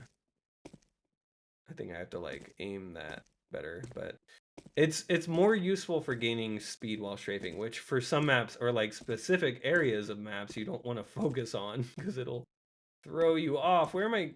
What? Okay. At least I didn't die. I'll take it. Gain more speed. Oh, oh, oh. I think there's something up there. Okay. Enough speed? No, not yet. That should be. That should be. I know my way around the source engine. Oh god. The whole source engine. And the whole source engine. Or close to it. And there's some parts that still spook me. Oh, okay. For example? A lot of the engine like networking code is actually kind of terrifying, but it's not too complicated. It's more just like archaic like bit whoops. It's like archaic like bit manipulation and like snapshot like delta calculation, and like a lot of the stuff that Mom TV touched was just kind of really deep in the engine that I just don't understand fully. Mm. But all right. So we answered the energy question here. I guess we can move to the next one the moment that I fuck up here or get enough air time to switch the question on the screen. Give me a minute. All right, that works. All right, next question. Mm-hmm. Next question from Konkin. Konkin. Are there any future plans for simplifying map creation to be more easily accessible, like in an in-game map editor or things like that? It would be really nice to have. I think you can make a lot of simplified map or like a lot of like prefabs and stuff.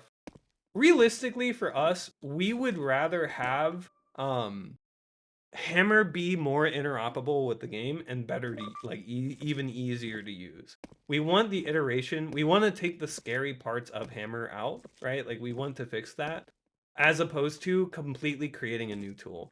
There's from being in the source community, there's a lot of like excitement around being like, oh, we can make an Unreal Engine editor for source, but like for our game, we don't want the existing knowledge behind creating maps to go away because it's very valuable. It's how the existing content was created. If we can make that easier, that is way more valuable to us. So editing our existing tooling, right, to be able to this map's really cool. To be able to like be easier to get into, or like, you know, not be as shitty, or have quicker iteration, which is usually the main concern, is like how long does it take to actually you know, produce a map. Like getting that improved is substantial, right? As opposed to let's create an entirely new editor and like edit the engine to take different format or whatever, right? Like we want to be able to interop with 3D tooling, right? Making it easier to do things in Blender than then pull into the engine, right? Like that way the existing tooling, right? Like it doesn't make developer sense for us to invent new tooling if the tooling we have is good but could be better, is where we're at with that.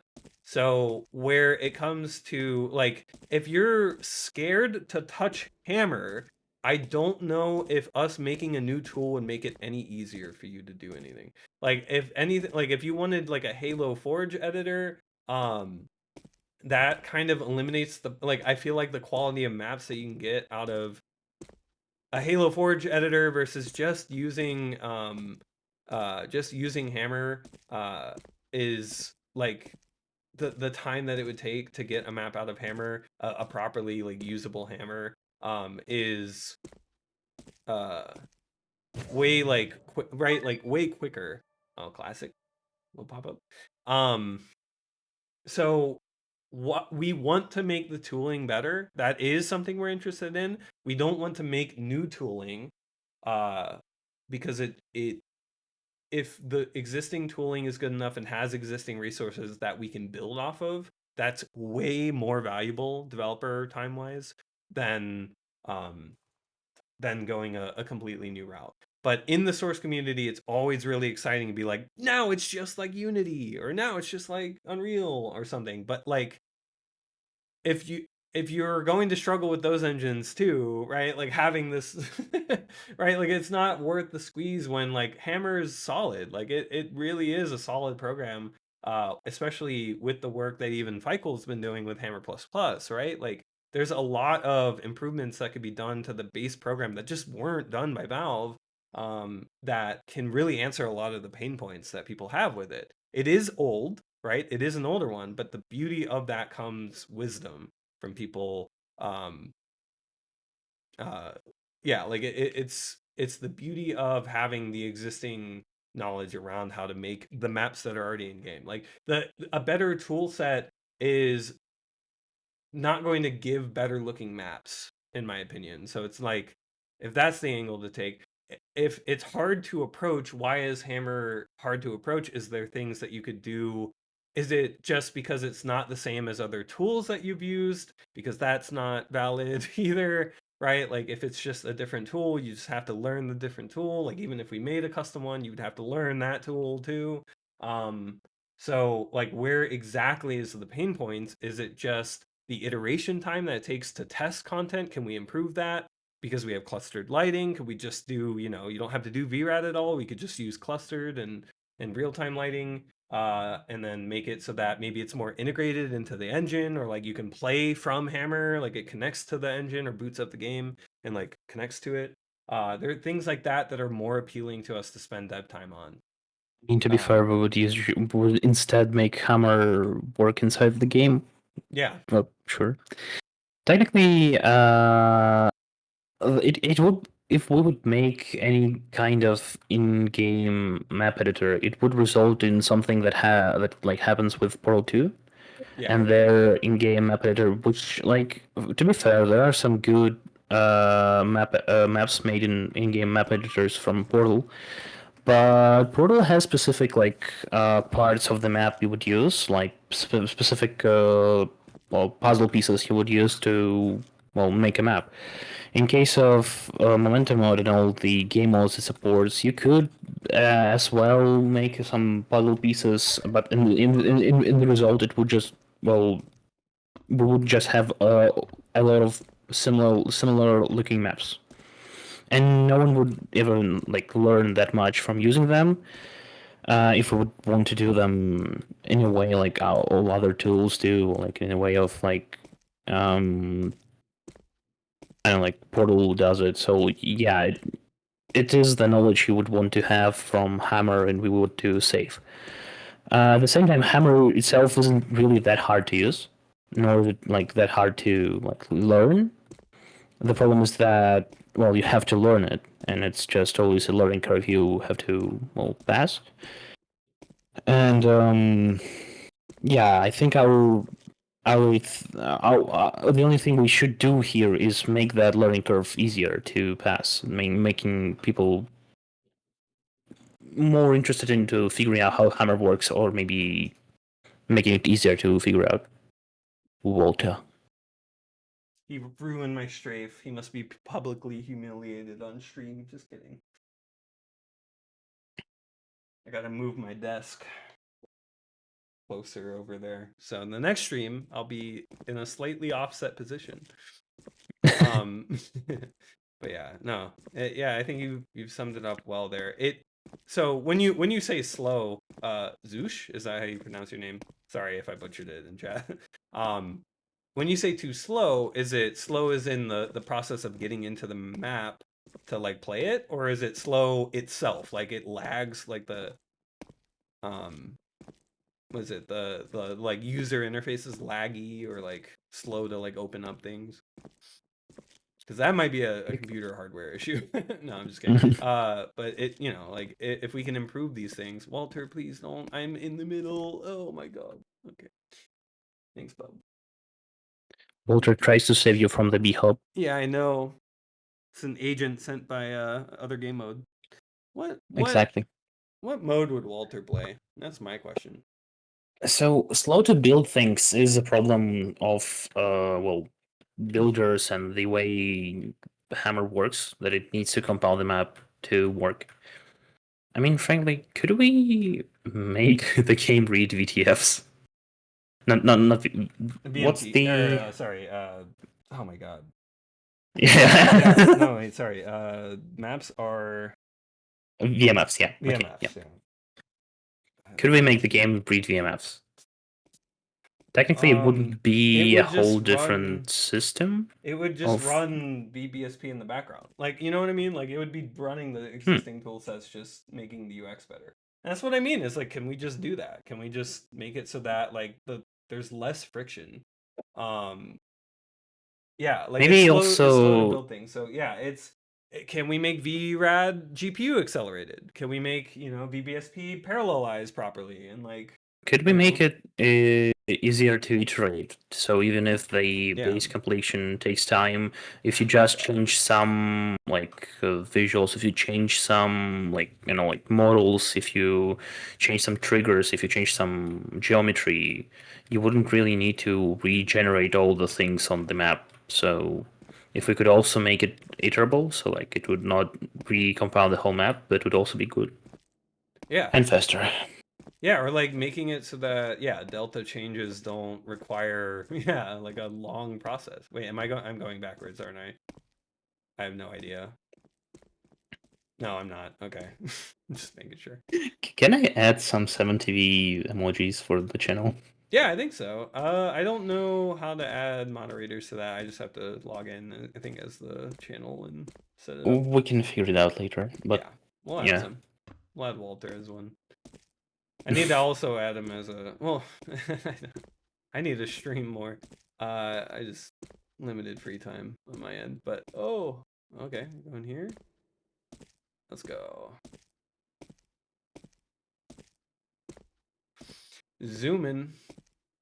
But yeah, it is valid. Like your concerns are valid with it being slow. But a new tool will take us forever to make, and then you have to learn that new tool, and we have to make it so that it's like faster than Hammer, which like I'm worried if the effectiveness of doing right, like there's gonna have to be some trade-offs to where maybe you don't have baked lighting until you're ready, but we could just do that with Hammer, right? Like, so it's just like, can we integrate the game more into Hammer, or the Hammer more into the game, right?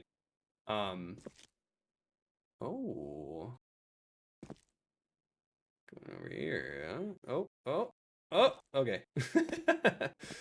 Oh, okay. Let's see.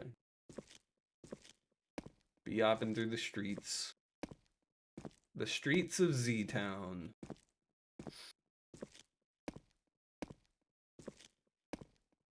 A lot of construction happening. I swear to God, there's a tight... Oh. There was a tight corridor with a bunch of boxes. I was about to lose my shit. Timer not resetting on spec/replay. It's hard. That is save states. Yeah. That is save states. It will be worked on for 11 or on 11. Yeah. So. Oh yeah. No, I appreciate the words there. Yeah. There's a lot of great work happening. There's a bunch of we're on a shared Stratosource engine. So a lot of other devs are working on Hammer and implementing things too for like P2C, which went into open beta recently.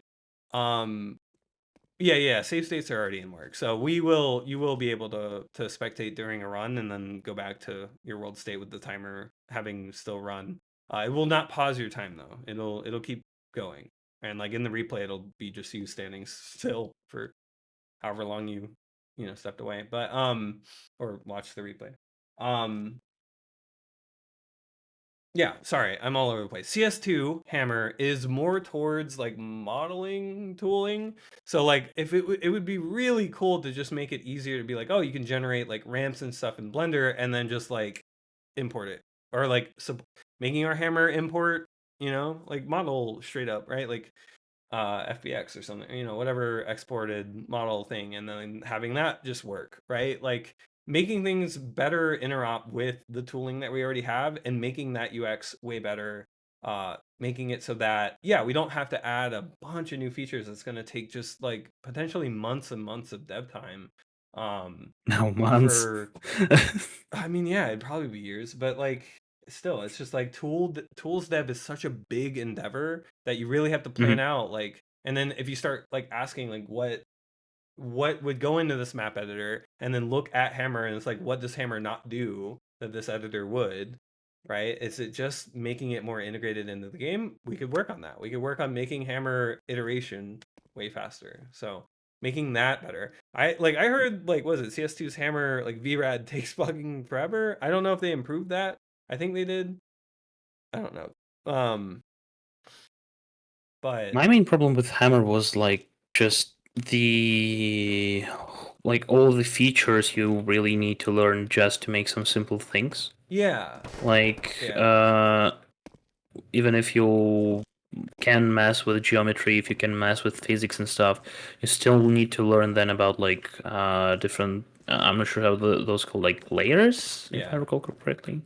You also have to learn like about grid, and then like if you don't want any seams or anything with physics, then you will probably want to add like to do everything on grid or whatnot. So kind of all those features would all the stuff that like that could also be simplified with not just like UI or like with our changes, but like just and like making them not needed. I don't know. Like Yeah. maybe some. Oh, I'm not sure. We might do learn for Hammer. I mean, mapping is technically the backbone of the game. Like it really, after the core of the game is like good, we have a lot of core systems in place. Oh, let's go. That's my first bonus I ever completed. Easy achievement. Anyway, I never got it. Anyway, yeah. I would really want us to just focus on making Hammer easier to use with the game directly, and supporting external formats for the more tedious things, because there are better, like Blender is way better at creating geometry. Let's just put Blender into the Hammer. Like Blender is open source. It is open source. We could just hit the Blender button and then that's it. That's all you need. Can we, or instead we would just do Hammer inside of Blender, so you can then make maps in Hammer completely, and then all you need to do is like compile the map with Hammer, render the map, and then it would just work. I mean, we have Hammer's code. We can just open source it. Yeah, that's true. By doing it with a Blender as a Blender add-on. Yeah, that's true. We could, do a lot of stuff in add-on space. So this is the new Sprint HUD that Nathan worked on. That's around the crosshair. I will open the customizer and move it around. So is it blue when you can sprint? Or like, why is it graying out sometimes? Oh yeah, because you can't sprint right after jumping. Also, I'm about to get world record on Ghost. Hold on, guys. Oh, I'm also still on. Oh no. Well, there goes world record. Soft lock. Let's go. You're on what? I got stuck in the rocks. Right. No, I mean, you should be able to submit runs on hot cosmetic version if you're worried about that. I can too. hammer in your blender and started a fire. That's the spirit. That's how you get. That's how Source was made, honestly. Burrow also asked about join lag, but well, what can we say? Join lag happens, and we're looking into how to fix it, but Yep. no real leads to why it even happens yet. Nope. If you're not on Linux, switch over to Linux. That's the only thing I can suggest because it has never happened to me on Linux. It's never happened to you. It might not happen on Linux for people. So, just a suggestion. You should probably not be on. Yeah. I was just testing out some like ideas of why it might happen. Maybe like networking and maybe hard drive things. Yeah. So, but I moved the game back to hard drive. I moved the game to SSD recently, but and I didn't have any join lags at all. I'm on Windows. And then I moved the game back to HD, and I was trying to limit my internet speed so it would maybe load everything slower, but I still don't know where the blockage gets. Like, why does it happen? Why something gets laggy? Maybe I do. Maybe. No, I still don't know. It does happen only once per like game session, where once you cache something, I think it just doesn't happen at, like afterwards.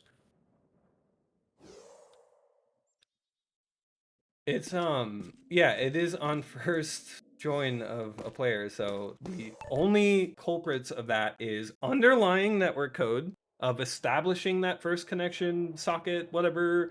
We thought it was loading the ICE library that it uses. There's the native ICE or WebRTC that they use for Steam networking sockets. Maybe it was loading that DLL, taking forever, and who knows, maybe it's because Windows 11 Smart App Control needs to scan the DLL live as you try to load it. I don't know. Even though it's a program you have, I don't know.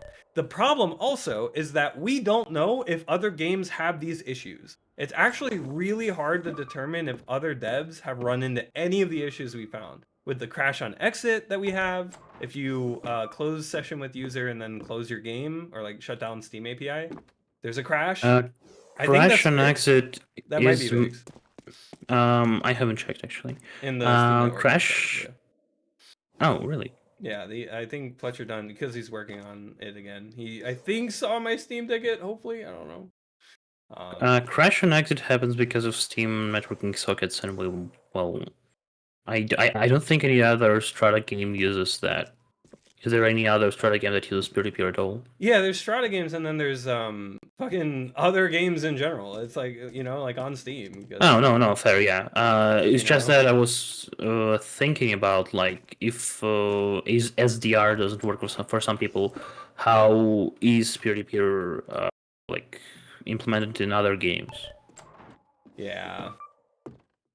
Like, because there's the old networking, like the old networking library also didn't have this crash, but I think we swapped over to it. I don't know.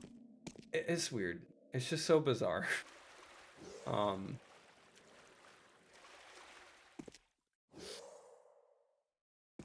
Yeah, so if you want to reproduce it, I mean, it's the biggest crash we have and we know of. It's you are in a lobby connected to another player. So if you're by yourself, I don't think it happens. And you leave the lobby and within 5 seconds quit the game. If you wait longer than 5 seconds, it doesn't happen. And that lets the socket or whatever the fuck it's trying to do close in the background. Oh, how did I edge bug there? Fuck off. Whatever. So for those of you who are like, how the fuck am I so good at this? I used to speedrun Half-Life 2, so this is shit that I would do hours on end. I'm just having fun though. This is why I made Momentum, so I could do this. Practice. Play A-Hope specifically and play A-Hope Host specifically. Yeah. Is it community members that work on tutorials? Ideally, I mean, we would want to have as much help as possible with cosmetics and tutorial I mean, we try to open source as much as we can. I think we just don't open source our maps because they're like hard to host, like reasonably for people to like download or whatever. Except through Steam, obviously. But yeah, we would love to have people helping out with like learn section and making cosmetics. Yeah, we would probably want that because for for example, was like really great map for KZ that released recently. And like that's like that's actually a really great map for learning how to play. Well,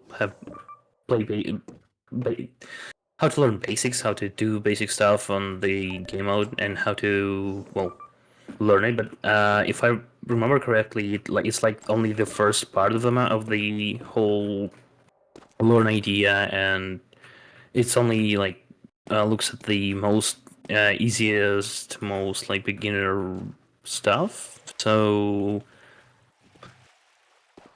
if if that takes so much for a community to do, and we don't really have all the knowledge about every single game mode there is, and every single like thing you can do in every single game mode. So we might want to, as community, to help us with learn sections because they definitely know better.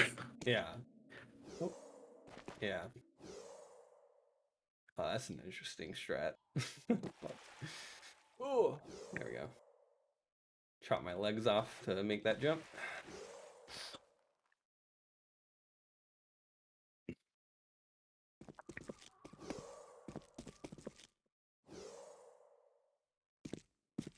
Okay, so I think we've answered this question well enough.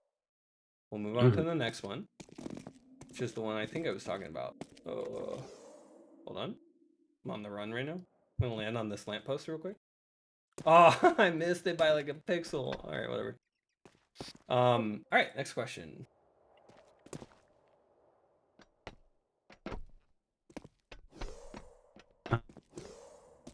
Damn, I never know how to read his nickname. Bijacko? Yeah, Bjack. Oh. Bijak. Bijak 0. Bijak 0. So, with the learn section and cosmetic system being two large parts of O12, and therefore blocking 1.0, has the team considered using existing resources such as YouTube videos, etc., instead for the time being, allowing a quicker release? Yeah, so I mean, this is actually, I was talking a bit about this earlier, but yeah, for what's actually required for 1.0 is mainly anti-cheat and like our rock solid like rank point system that we're happy with mainly, and XP system. We basically do not, because 1.0 and onwards, we don't want to wipe. If there's anything that requires a wipe or like redoing runs or like redoing like anything like that, right? So anti-cheat, being able to ban people, remove times, that's all important. And then like your progression, right? Like we don't want to reset progression because then we'll just lose all of our players if we do that. So progression-based things like XP, rank points, like that, right? Like that's important to figure out. When it comes to the learn mode or learn section, which is for those unaware, we want to have a built-in system that you can learn all of the mechanics of every mode in the game. That's the point of learn, is that it's not a comprehensive, this is how you become a world record grinder. This is how you play the modes and some of the more advanced things that you'll see in the mode and later maps, just so you're ready for them. And the beauty of it is we can tag maps that have those mechanics and have them show up here, right? So like in the game, you learn it and then you're like, oh, here are the maps that you can go and practice, air pogo or whatever. And like you can, that was the goal, is to like, here's how you do it. You grind it out, you learn how to do it, and then here are maps that you can go and practice on and like submit times for now that you know how to do it. And then yeah, there's also playground maps eventually too. That's like just a wide open kind of almost like a social hub of like, you know what you're doing, and then now go and like mess around with all, you know, all of the mechanics that you've learned. So I think the B-Hop one has like things like flags that are hidden throughout the, I can play in it a bit. I just want to play some A-Hop first. the Biohop one has some flags that were placed throughout, so that it's like they're kind of hard to get. You gotta know what you're doing with the mode, but it's something else that you can also try to do. It's just like they're just fun little like social maps. Like we could probably even have map lobbies enabled for that. And then that way you're playing with other people that have went through the tutorial for the, like just have like a little fun thing there. Yeah, a YouTube video works as well. There are a ton of existing content for existing modes. Unfortunately, modes like A-Hop and stuff don't. Right? There's like some that have questionable quality. Maybe they're also old and don't have the most recent information. But the goal eventually is to get it all in game. But I agree that it should not really block 1.0. The lovely part of learn section is if we know what learn section looks like from our end of like the game and like what the skeleton is, the rest of it is up to people that are interested, which extends past the team, right? Like it's anyone in the community that would like to help show off the the mode or like help people learn specific things. It does require a very specific type of mapping to to accomplish, because it's tutorial mapping, so it's not the same as like normal speedrun mapping. So yeah, it's definitely something that we want to kick out to the community, but at the same time it would kind of fucking suck if we hit 1.0 and like we get an influx of players of like coming to our Discord like, how the fuck do I play this game?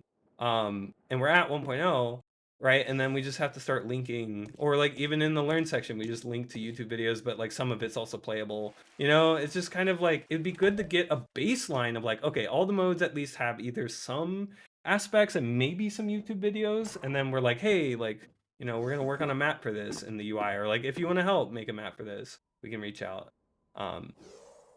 Like it really just is getting the skeleton of learn mode figured out. Cosmetics is the exact same thing of like, cosmetics are not going to hold up 1.0, but we need to have an idea, because every single stream that we have, people ask about cosmetics. Every week we have people coming into our Discord asking about how they customize their like character, or like, is there going to be cosmetics or whatever. We have it. It is a very loud demand from different people everywhere, right? Like it is almost synonymous with voice chat in terms of importance. I'd say voice chat's probably less important.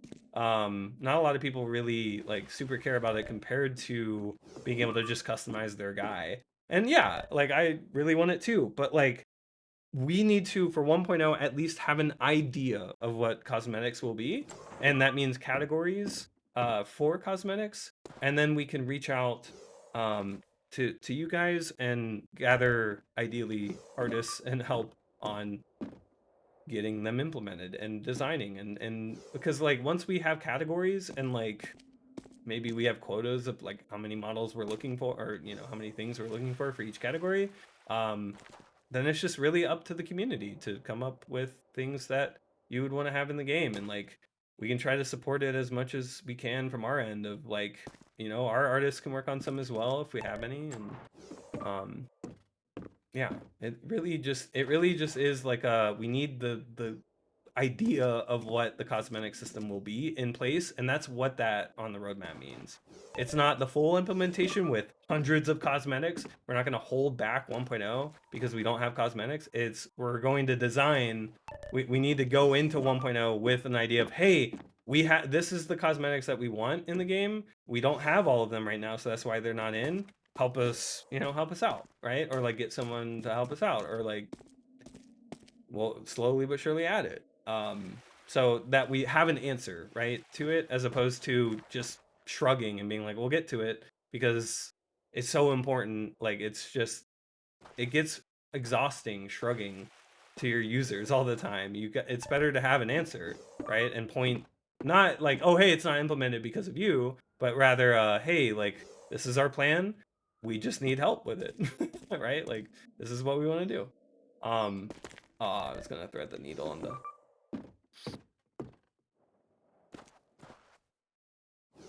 But yeah, so realistically, and this is why earlier in the stream, I don't think 012.0 might even exist.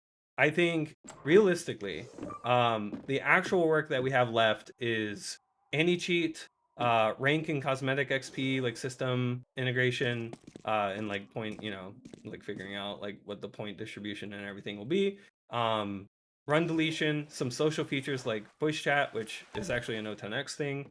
And then ideally fixing the big glaring issues like not being able to join lag, right? Or not being able to join big lobbies or something and see everyone or whatever, right? Like ideally we get to the bottom or at least have answers for some of these things. We know what causes the crash on exit. We're just waiting on Valve to do something.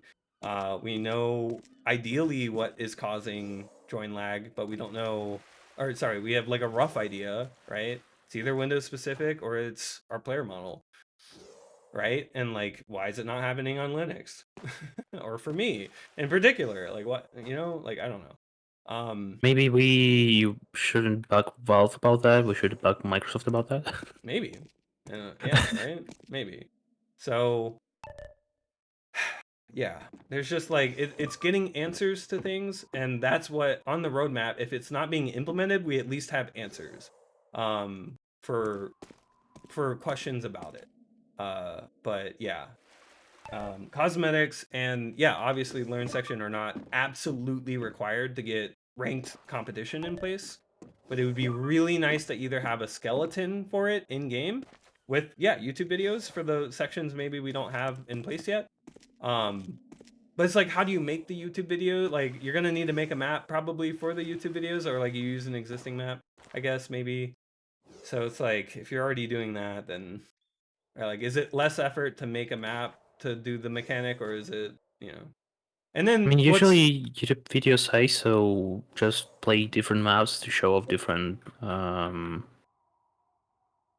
What we're also going to eventually have is also like a video showing how to do it, and replays, right? Replays to be able to see the key presses and everything in game.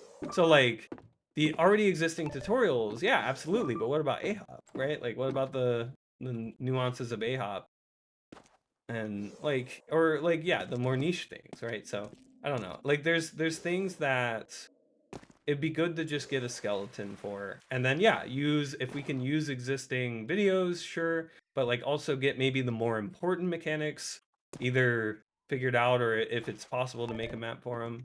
And then yeah, videos and replays as well are actually supplemental to the actual gameplay, but realistically we want players to do the mechanic. We don't want them to just watch and have to try to replicate. We want them to do it and then track that progress. So that's the long-term goal of Learn, and we'll get there.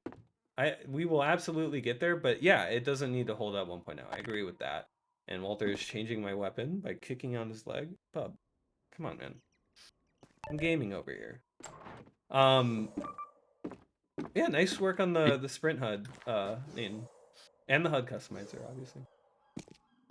But yeah, so just keeping in mind, I guess I could show a little bit of this too. So this is the bunny hop like training section, right? So this is a rough work in progress. Like this was like I think done a while ago. The idea is that we slowly but surely teach you in game how to do things. So this one is teaching you how to strafe left, right? So slows down the game, pops open a thing. It's like, hey, now turn right. But if you hold D, okay, I gotta hold D and turn my mouse. Nice. So that's that. And then there's mixed strafing. So then, okay, now we have to do both, right? So that, and then that. So teaming it up. And then, I mean, it'll connect together. But each of these, yeah. So you get it, right? Like there's individual mechanics, and as you complete them, it'll mark them down. And then if you do all of them, maybe we can give you cosmetic XP or something. Like it's all tied into the game, but like, yeah, it's meant to be like maybe there's a video here, maybe there's a description here, maybe there's maps that you can go and practice the more niche mechanics or something. it is good to have, like, this is roughly a skeleton, but we need to know what mechanics are worth talking about in each mode. And then if there are videos, we could link to them, we could embed them, we could, we can figure it out there. But we need the work related to it is just figuring out what's needed. So it will not block 1.0 for not having the content, but it will if we have no idea what's going into it. Because we should have an idea. We should have answers at the very least, right? So again, like I just want to know what cosmetics we should have in the game. What would players want to have on their player? All of them. Right. And like what are unique cool things that we can do? Like there's stat track in CS:GO or whatever. We could do stat track, right? Like we could do things like that, right? Where it's tied to specific stats and like representing that in the game, like a stat tracked rocket launcher or whatever with like global rockets fired or something that you've ever done. I think it would Whatever. be stat track like skin that changes colors based on like how many maps you beat with it or something. Yeah. So yeah, like it's just a matter of figuring out what people would want. What would be cool, like things that you could add to the cosmetic? Should there be levels of like upgrading? Can you add stat tracking to something? Can you, like what's the bare like base things to have and then the modifiers on top? I mean, obviously you can customize like colors or whatever, or maybe there's thematic sets that can't be customized. We cannot add cases. We're not going to be adding loot boxes unless it's an April Fool's update. Well, Walter wants me to play more, right? I'm pausing my game. So here's the this is the playground map. So the idea is that it's kind of just, yeah, it's an open area that you can learn about the mechanics and try to collect. Let me see if I can I'm find trying to get all the flags right now, yeah. Yeah, I forget. Oh, there's one on one of those balconies. Oh, it's up there. I see it. Yeah. And then yeah, portals as well. Like we have a lot of stuff. Okay, bud. All right. Stop. Stop kicking. If you're wondering what is happening, this leg right here is hitting my keyboard. So that's why I get randomly paused and yeah. So this is in 0.10.6. You guys can check it out. My office is not in 0.10.6, unfortunately. I think it's just a test map. I think that just loads in the trigger tests. Yeah. Classic. Trigger test is in 0.10.6. This is older than God himself. This map is, oh my God, this is from Momentum 0.4.1, probably. I don't even think we were Really? fully semantic versioning back then either. Anyway. Have changed that any like at all after that? From that? I mean, there's been updates. I think Ox did a pass on it. We were showing off like move limit triggers. So this one you can't. This one prevents bunny hopping on it. So, and yeah, this one you can't jump or crouch. So it was just like it was adding features that mappers were just annoyed with base CSS. And yeah, I was obviously very surf and bunny hop focused at the beginning. But yeah, it grew. Okay. All right. We do have, I think, one more asked question. I will go ahead and oh, my lobby is still available. I can't join it. Dang. Refresh. I think it isn't. I hit the refresh button. Nothing's happening. Fun. Anything in console? Fail to join lobby. Error 2. I gotta look at what that means. Okay. Yeah, we have one more question. So let's see. What did we not? I didn't play any Kong today. I actually can't play right now, so I need to spec somebody. Walter is Why can't you play? a little busy right now. Show him on screen. Walter. Little busy making some biscuits on my right thigh right now.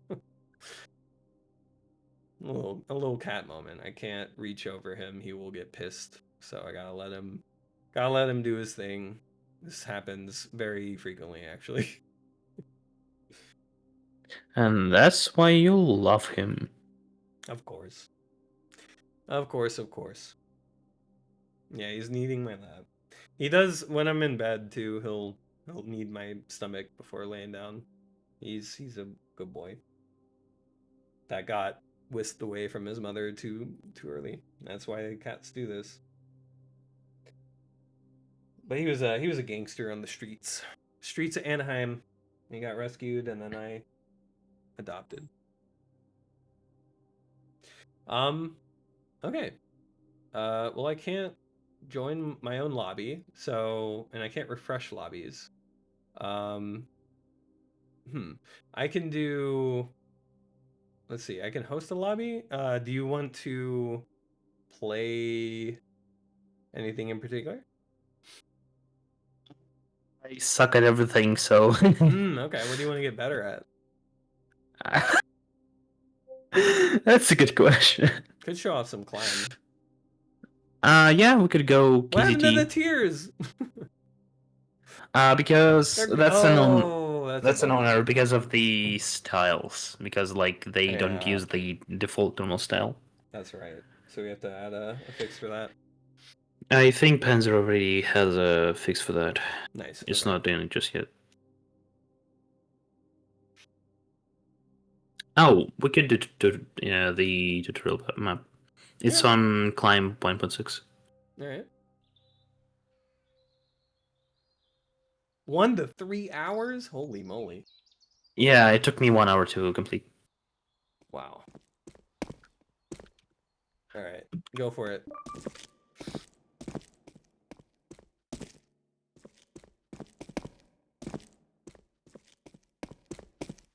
That's cool. It's like actually in a university. I don't think I've seen this map. I think I saw a little bit of it. Like it's a recent one, yeah. Oh, okay. Yeah, but like, so there's existing tutorials, right? Like our learn mode, it's meant to centralize a lot of things, so that, you know, people are going into one spot to try different mechanics. For a mode like KZ, there is a lot of mechanics, and right, maps like these can delve into them. I mean, a learn section that has these are like individual things, right? Like, so this is teaching wall run. Are you biting me, bud? Sweet boy. Gotta find the right angle.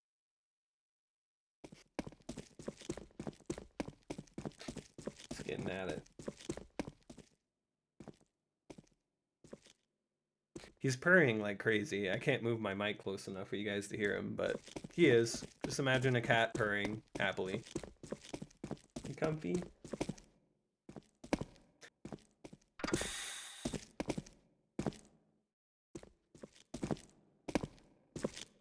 No skins in Momentum mod? So we answered that question. Yes, there will be cosmetics in the future. So they're just a matter of figuring out what exactly people want to see, like all of the categories, and then getting, yeah, just getting all of the categories of cosmetics figured out. We want it to be meaningful for people to grind towards, so we're not gonna just accept like anything, or we won't like make it like an open workshop like Hatsune Miku or something, right? It can like bunny hop. Why no Hatsune Miku? I don't want to face Japan in court. I'm good. I am so good on that, actually.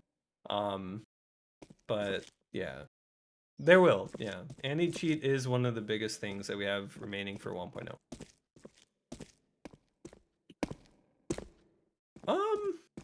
Using Steam inventory would be interesting. We do mount CSGO. So if the cosmetics from CS2 still exist in CSGO, maybe. But ideally, we just have good enough cosmetics on our end to warrant people using those. Because we wouldn't want you to have to go and buy a cosmetic in another game in order to look good in ours.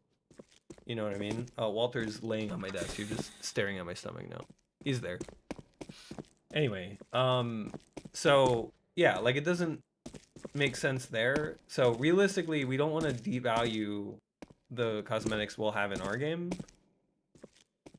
So you can always locally customize if you want local CS2 or whatever, CSGO weapon skins or whatever. You can do that locally. We're not going to stop you from doing that.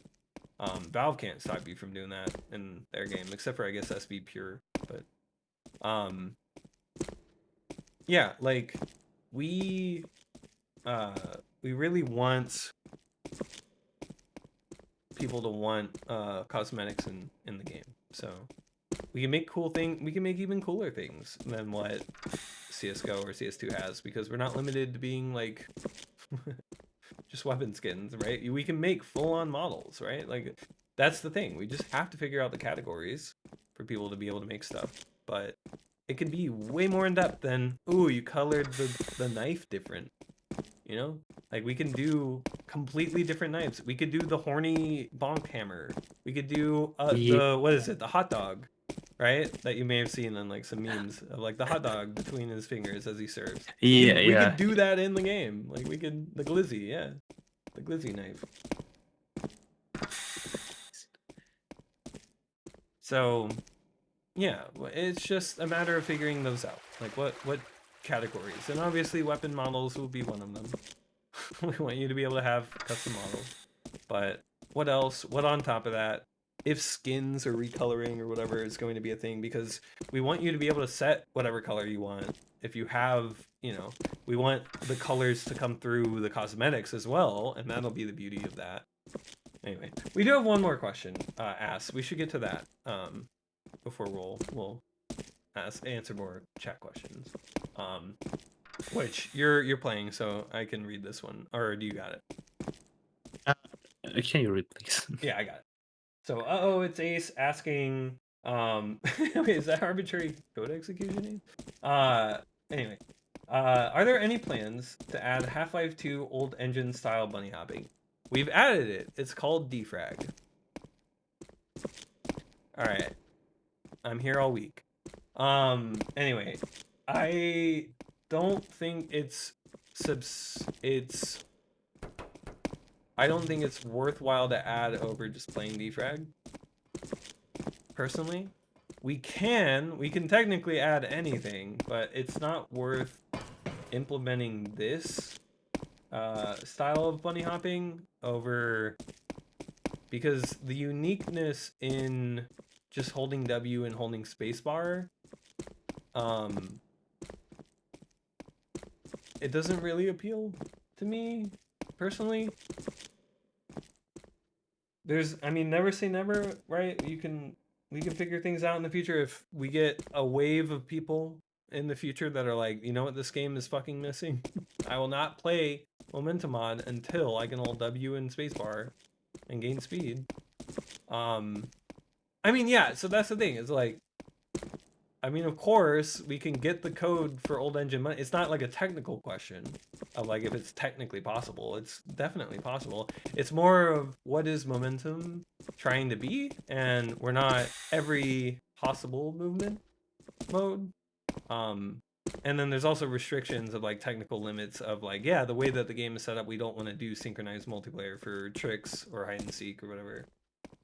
So anyway, old engine style bunny hop is interesting to maybe have as like an Easter egg mode, but I don't believe it should be added at all.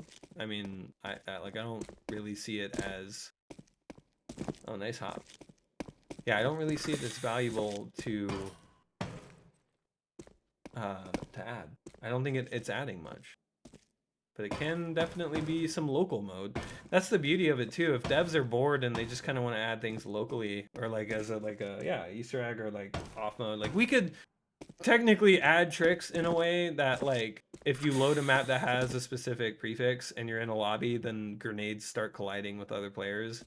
But we can't guarantee that you'll like not desync on like you know, like lag or anything. Like we try to show lag or whatever in the tab menu here. Oh, that's Caps Lock Classic. Yeah, we'd show like ping in that like player list. But yeah,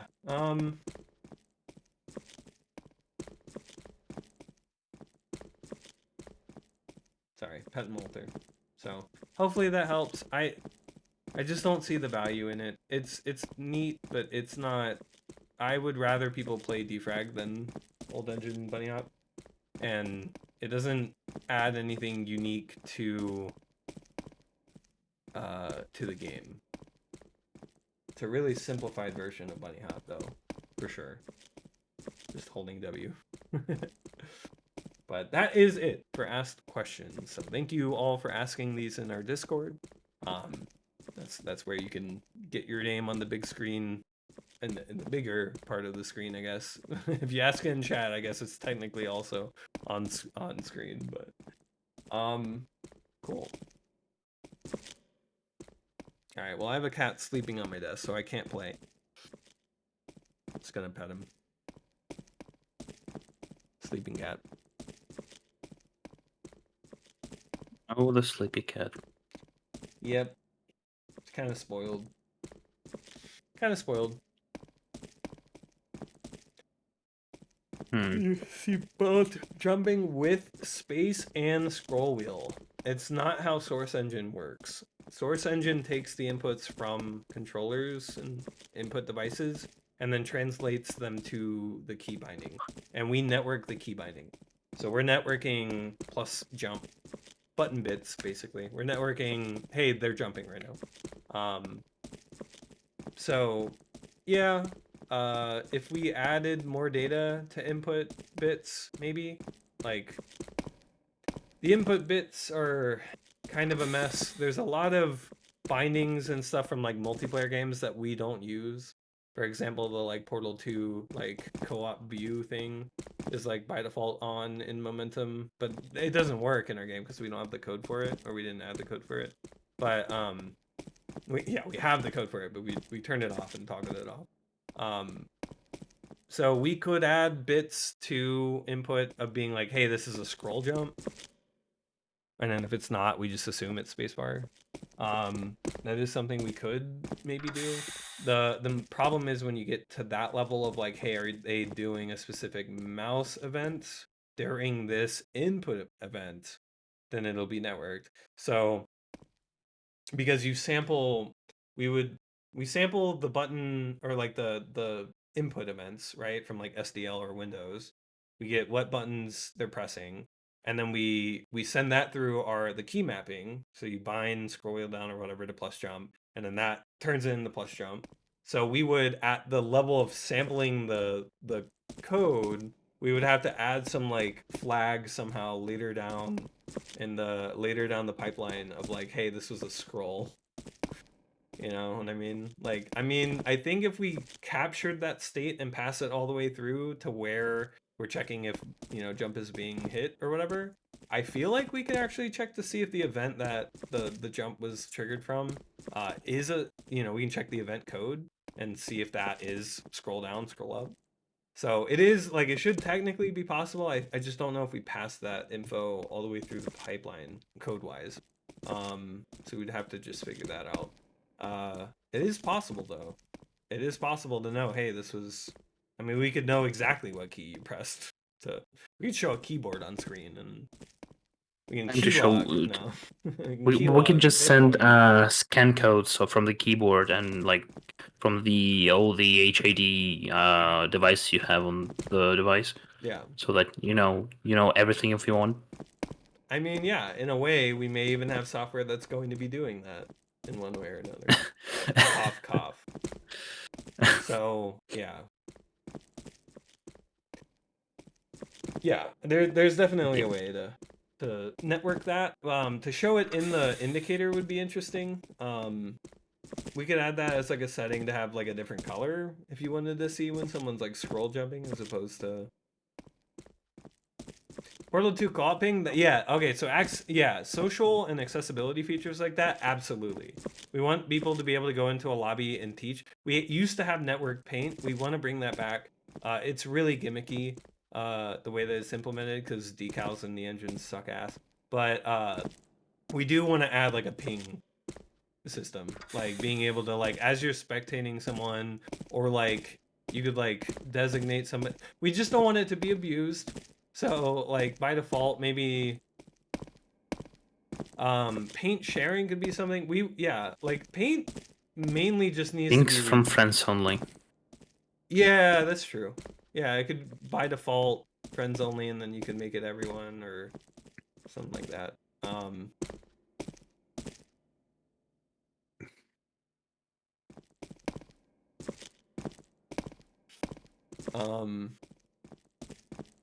Yeah, shoot where you need to go. Yeah.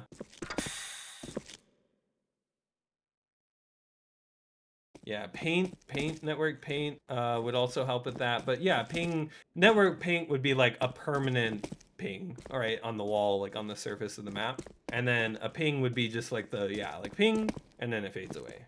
And then you can customize all of that, right? Like you can customize if it makes a noise, how long it takes to fade away, whatever. You can do all that. You know what actually would be cool to, for example, you can draw something somewhere to like show like where to go, but then you like it fades away. So like you don't like paint on the map and like leave all the paint, so Yeah. it won't get confusing for people who see it.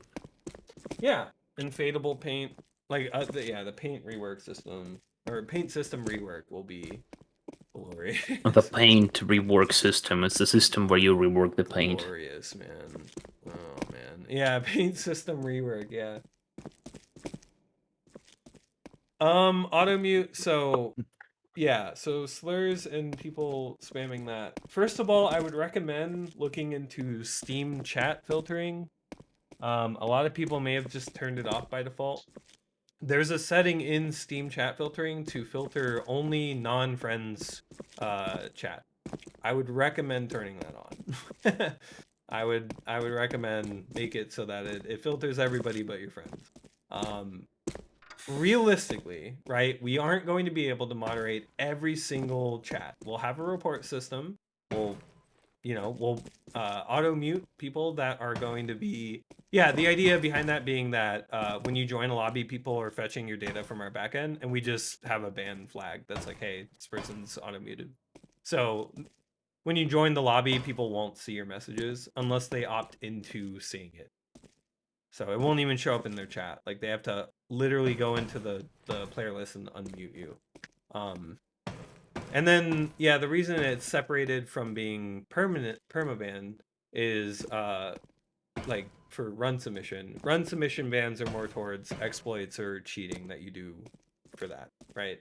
So keeping it kind of like community bans or like community guidelines, and then run submission is, I mean, technically run submission guidelines, which is mainly just don't cheat. don't cheat your way to the submission. Don't abuse anything. Don't exploit anything. When the rank system's coming out, it will be in the next, ideally 0.11.0, right? Is the plan. Just to touch on that though. So the rank system, first of all, we required a change that's currently in review where rank points are being calculated dynamically on like I think an automatic basis, because we need to be able to delete times for people that have cheated, right?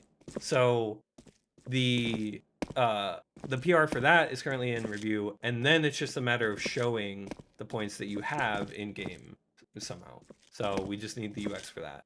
So, and then right we now need it's not really rank points, as in just like your placement on the board. Yeah. The old system, yeah. The old system was kind of, it is placement based. It is how well you do compared to other people, and it can be calculated and that's the beauty of it, is once we get like that system in place, we can actually tweak it and then see like live updates, like, you know, because like the game will fetch this info like dynamically, and so like we can make tweaks to it and see how the points distribute. We'll probably run a lot of simulations as well. Yeah. How many game modes did you originally want to add? When the game first was a thing, I just wanted a game that I could serve and Bunny Hop in. So it was just two. It was just those two, and I just wanted a standalone client that could load the maps that, like, I was doing it after my Half-Life 2 runs. I would want to just play on a map that wouldn't be RTB'd with all the settings and the timer. That's all I needed. And I didn't want to like have to do any external or like whatever, like, you know, using LiveSplit or whatever. Like I just wanted a simple client to do that. And then we had the idea of reaching out to the TF2 Jump community. And then that started to expand my idea of like what Momentum really it could be. And then yeah, like ever since that, you can blame the Jump community entirely for the game scope increasing. But no, for better, right? Like the game is a much better, like it is a platform for core not TF2, yeah. Source engine speedrunning. So like all these maps, all this existing content, right? All these things that you're used to with one-to-one movement as much as possible. Where not possible, it's either consistent fixes or just improvements overall to the movement, or just hard rules that we can set because we are a fresh platform. But we have a balance there. Like we don't want to piss off everybody playing the game, so we have to make the right choices, and sometimes we'll miss, but we'll come back and make things better. So yeah, it's been a long time coming, but I think I'm really happy with where the game is in terms of scope. I think I like the overall game mode categories that we have. I think it's gonna be fun to add some sub modes, getting things like Quad Rocket, or like if we want to add what is it, the Demo Man charge? I forget what that's called. I'll jump Yeah. from this video with perfect audio.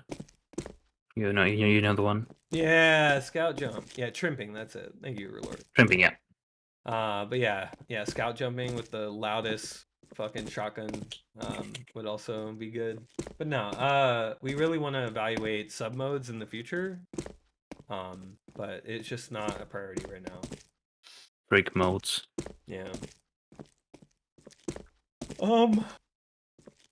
I won't. It's still going. You got it. You have to this shit? Not really. Like you have to scroll hop, I guess. Okay. Or no, or duck hop, or I'm not sure how. Like I have to hold duck, and then when I'm on the panel, I have to release duck. So like. Oh, that you get a jump right away. I see. Yeah, kinda. Oh, okay. So my brain just doesn't work like that. Let's see. Do we have more questions in Q&A Live? We do. We have 2. So Anor asks, for the rank point system you're planning on adding, will the leaderboard / rank points be an aggregate of all game modes, or will there be a rank per game mode? It is per game mode. I don't know if Anor is in the chat. If you're in the chat, it is per game mode. So if you don't care about other modes, it's all good. It'd be fun to see who has the most across game modes, because that's, you know, those are the momentum man, you know. But yeah, it is per game mode, so focus on the mode that you care about the most. I think that's fine. The global leaderboard, like the top of the global leaderboard, should be the momentum man. Yeah, obviously. So are there more tournaments on other game modes planned soon? That is completely up to the community. We do want to get the racing system out and like fleshed out for that to better help with it. Oh. I hate this one. Oh, okay. This one took the most of the time. Normal pre-strafe, then turn. I don't think, yeah, you don't jump. So, okay. So yeah, completely up to the community. Right? We're trying to see what tournament organizers need to run things, and if we can make their lives easier at all. I mean, obviously, if everything was in the game, that'd be really easiest. But like, is it possible to just kind of, you know, what's the at least like core systems that they need in place? And race mode is a way, or is one of the features, and then anything past that, And then yeah, I mean it really just is. I would love personally to host both a mapping competition and an official 1.0 like tournament, like hosted by the team and everything, or like with community help. Obviously, like it wouldn't be just the team running it, but I would love it to be like a, hey, this is, you know, the Momentum community running it. Yeah, so we'll see, but right now actually hosting the tournament on our end is not a priority. So one tournament for each mode. Maybe the tournament includes all of the modes. Who knows? Who knows? Maybe we're gonna try to see who's good at multiple modes at once. That'd be interesting. No, we'll see. We'll see how it goes. It'd be really interesting. But that is the beauty of it. The game is, you can play whatever you want. So tournaments can go across mode. When we add map playlists in the future, where you can like queue up maps to play, you can go across mode. The next map it loads will be in the new mode, so we can have like Gauntlet, you know, esque playlists that, you know. Could we have like a random playlist? So like it's not in a specific list. You just have to like you don't know what's next. Oh, like, yeah, Russian roulette list maybe. And one of them is just tier 7. You have to beat. Yeah. Go from Bihabizi to, what was it? Yay! Colors. No, not colors. Yay. Hey, nice. Nice. Any plans for basics of mapping tutorials? It'd be cool. It'd be really nice to centralize a lot of information. It would be good to get our documentation site, like our doc site, fleshed out too, with like, you know, mapping tutorials around how to do specific, yeah, like modes and stuff. Wow, that really is the mini map. That's cute. Yeah, nice. Oh, there's Beanstalk. We gotta add that for Summit. Summit wants Beanstalk or Giant Bean. That's it. I think we have Giant Bean. Oh, do we? Sick. All right, Yeah. next time Summit plays, hopefully he checks it out.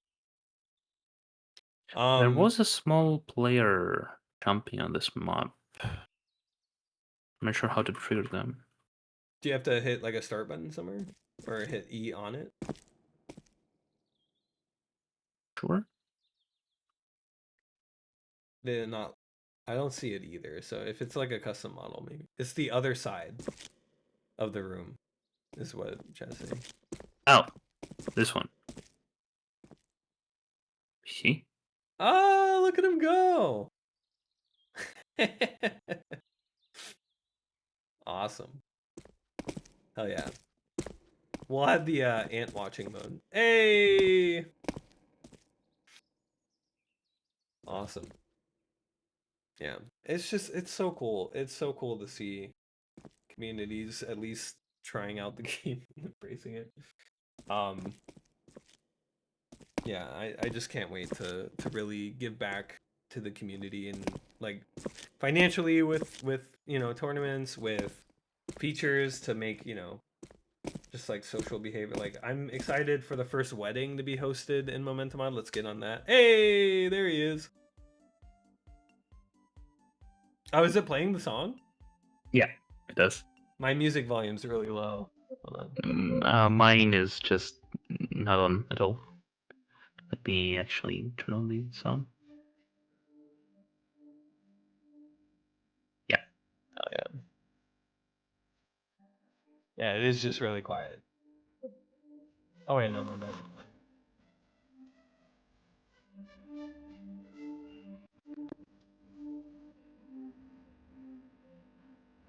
Fucking go. Yeah. Turn these back down to a respectable level.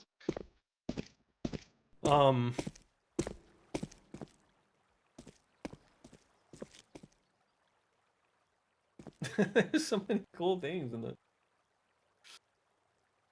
Why Old School Creed's maps are better by Timmy Cakes. Nice PC though. Surf Gateway.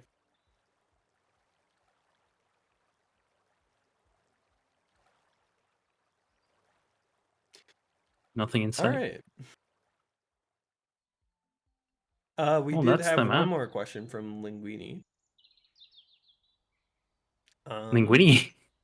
Yeah, Linguini15 asking, there was talk about a task mode a while back. Is that going to look more like the traditional save block plus timescale plus auto strafer combo for CSS, or is it going to be more like the BXT task editor? Is that Batman's task editor? Because yes, we wanted to work with Batman on it. On implementing basically his tool set. So basically every tick you have complete control. You can see, oh, in the altar. Okay, gotcha. Yeah, no. We for sure want to have like the in-depth, like you can see the path, like it projects where you're going forward, and you can like modify every single tick, right, of input. Yeah, like a very inline like thing like that. The birds. Oh, Walter actually was Walter was looking at that. Oh, really? It's Sorry. funny, yeah. Just Let's see if he. yeah. Oh, he's not looking now. He's looking down at his paws. Oh. Let's see. Now he might. No, I don't. I think he knows it's not an actual bird. Okay, he's a gamer. He's smart. But it is not in the 1.0 roadmap at all. We want to just get the core of the game done at this like we're just getting the core and then starting to add the extra. So a task leaderboard with built-in task tools would be awesome to see. I mean, yeah, like a replay on like what's possible theoretically.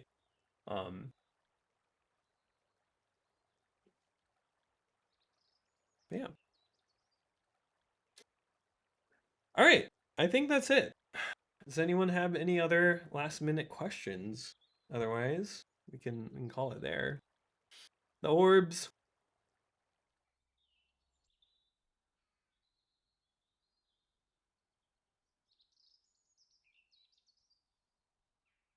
Why are the reflective ones just black on your side? No cube map? No, Huh. what? I don't know, actually. Are they not for you where you're standing? I have my viewport disabled. Oh, okay. Yeah, it's Let me give me a second. specular. I mean, it uses cube maps, I think, to reflect. So the other orbs don't look like they're reflecting much. Yeah, no, they don't. So no, They don't no reflect at all. Yeah, no M cube map there. Interesting. There's gotta be cube map somewhere on the map, but maybe not. Actually, I don't know.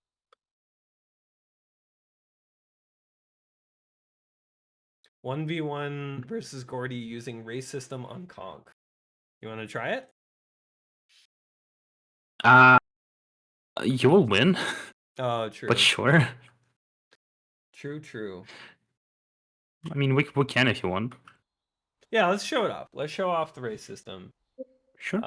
Give us a moment, please, as we switch branches.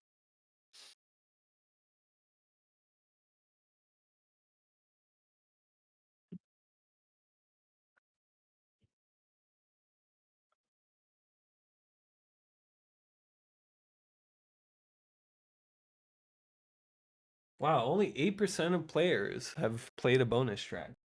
Anyway, yeah, Steam achievements, by the way, are meant to be kind of fun things to try or showing off some base functionality of the game.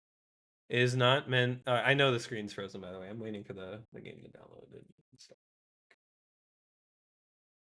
All right, I got it. Hopefully it doesn't break. Hopefully it doesn't break. And then recapture it. There we go. And then, all right, what conch map do you wanna race on? The easiest one would be better. All right, let's check it. Oh, it's a fun one. INAF's always great. Let's do INAFT. INAFT, okay. Yeah. Oh, we should probably go into a private lobby because we're about to send some messages in the chat that do not work for other people. Sorry, yeah, Half. right. Good luck on the Okay. grind, Half. But yeah, I will create friends only is fine. It's just so that it doesn't crash potentially for you guys or other people.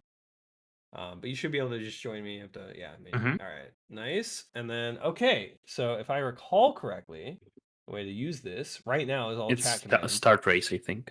Start race. Oh, okay, nope. It is create race. There we go. And then, join race, Yeah. race 1. Oh, okay, starting it or creating it makes you be in it. And then, unfortunately, Walter, you're gonna have to move. You're gonna have to move. Sorry, I'm just letting him sniff my mouth, I guess. I don't know. He does that sometimes. It's just... Okay, come here, bud. Oh, I feel so bad. Actually, you know what? I'll do it scuffed mode. How about that? I'll do it with my keyboard up on my speaker. That's out of the way. Why not? I'll give you a handicap for me, or I'll give myself a handicap for you. I'll give you a handicap. Wow. All right. Anyway.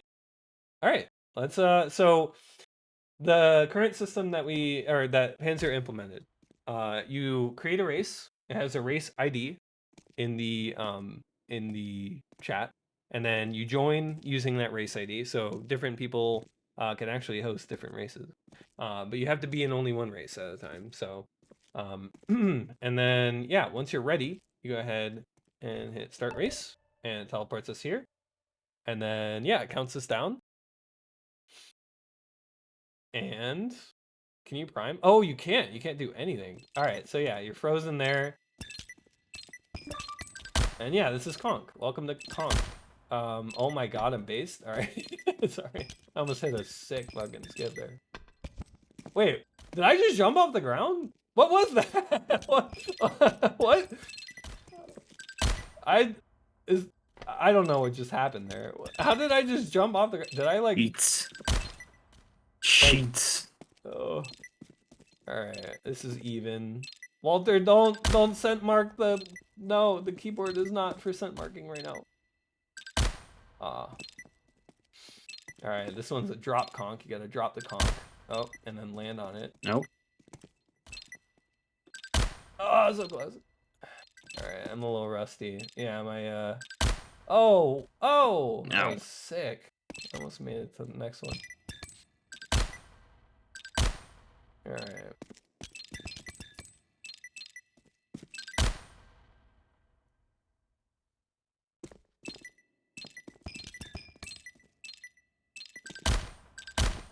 Oh, wait, no, I got a double here. There we go. And then double here. Oh, no! I dropped it too, I think, late there. Ah, that works.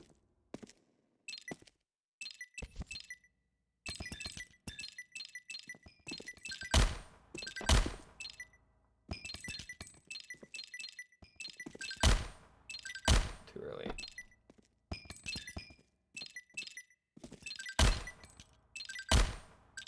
There we go.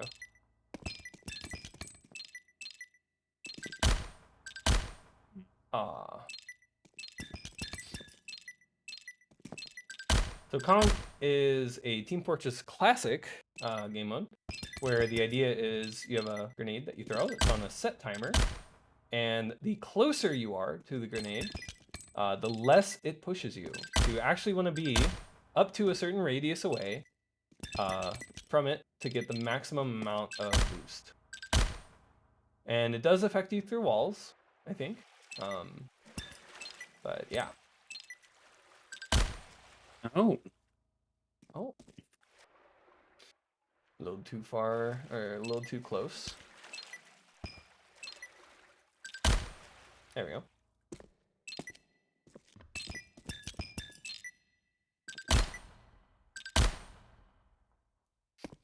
A little shortcut there for the aspiring speedrunners in chat. Oh. Yay, I did one. Nice.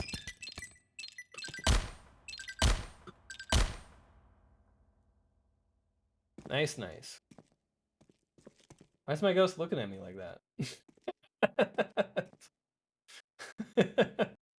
Why is he still there? Isn't it? I guess, yeah. I guess it's there until you're done with your run. But, all right. So, finished the race in 3:26.513, even though my time I submitted was 3:22. So, I think that's just that's how long I took. I took 4 extra seconds at the start to get going. I like restarted once. Oh.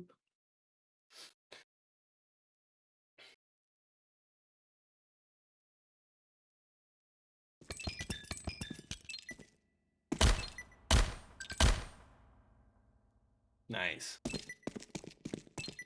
Conk with infinite radius and no max bell. You would just handheld oh no, maybe you wouldn't. Handheld, if you hold on to the grenade while it explodes, it only boosts you in the direction you are going. But yeah, I mean, you could just handheld now anyway, but you could just yeah, actually that would be interesting because it would like mega boost you. And then for an even better April Fool's, we should also make it affect other players in the lobby.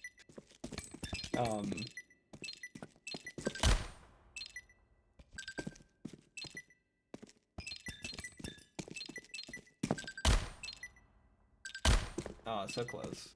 I would look forward for this one. You don't want to throw it behind you. You want to throw it like down in front of you, but like downwards so that it boosts you out. It gives you like a hop upwards. That's too far down. Yeah, It's like a 45-degree angle from looking straight forward. I see, yeah. We didn't do any April Fools. We have an idea for it that needs some more time to flesh out. But realistically, it's just a lot of work in the game is just on getting the game further progressed. Like April Fools updates and stuff, unless they're pretty much already pre-done. Oh yeah, that's true. Yeah, I did technically announce the tournament on April Fool. Very fun, yeah. That was our April Fools. It was our first ever tournament.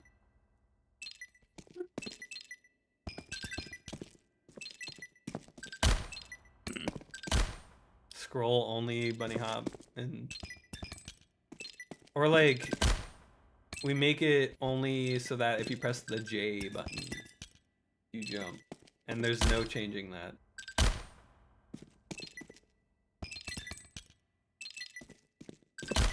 And we will check it in any cheat.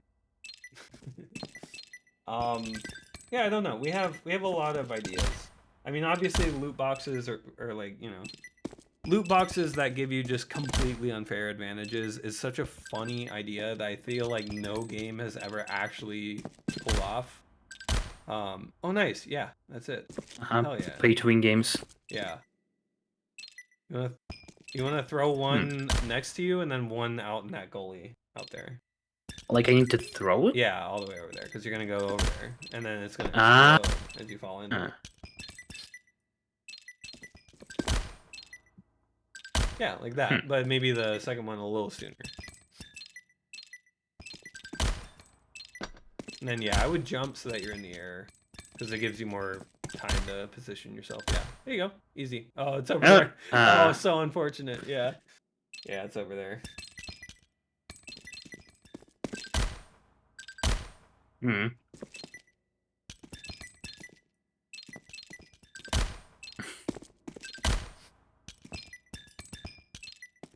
How do I reset them? So like right they click. disappear. Attack 2. If you have it found something else. Oh, I have it. Yep. Game mode specific binds when that's probably actually going to be after HUD Customizer, probably the next big thing as well to work on for HUD, or not for HUD, for UI. There's the main menu UX, but then there's also game mode specific keybinds, which we have like a rough system right now. Oh nice, that's it. Yeah, easy. The trailer was too good. Oh yeah, true. Yeah, April Fool's trailers are always risky. I feel like you can make it in one. I've made it once, like with one. I forget if I had like pre-speed or some shit, but yeah, 2 is always the way to go.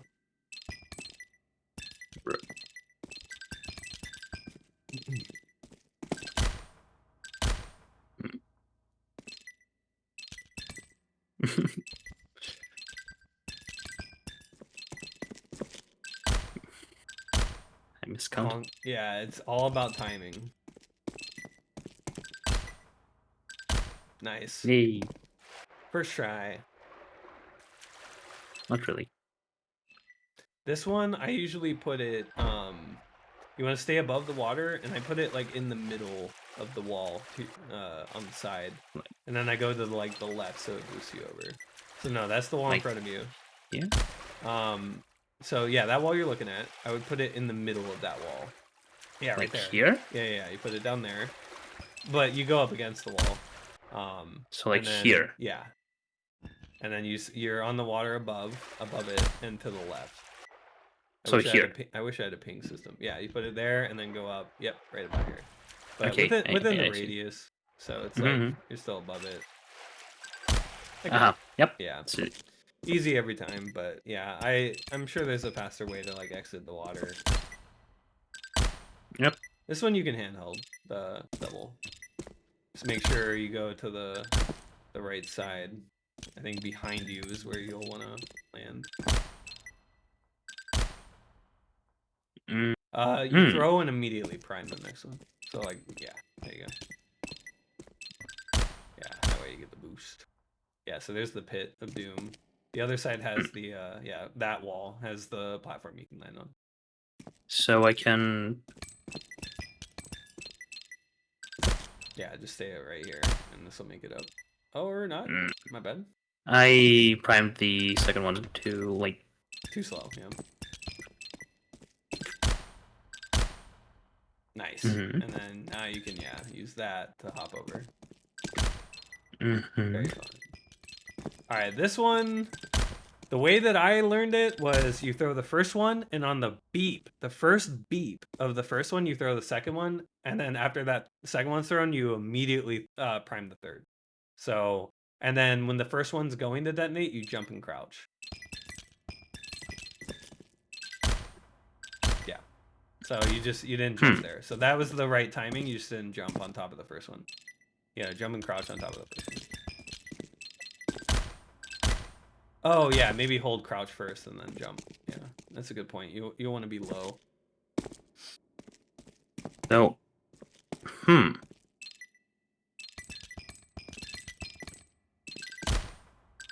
Yeah, I still kind of don't get it. You want to stand on top of the ones that you're throwing. So that and go stand on top, and then jump.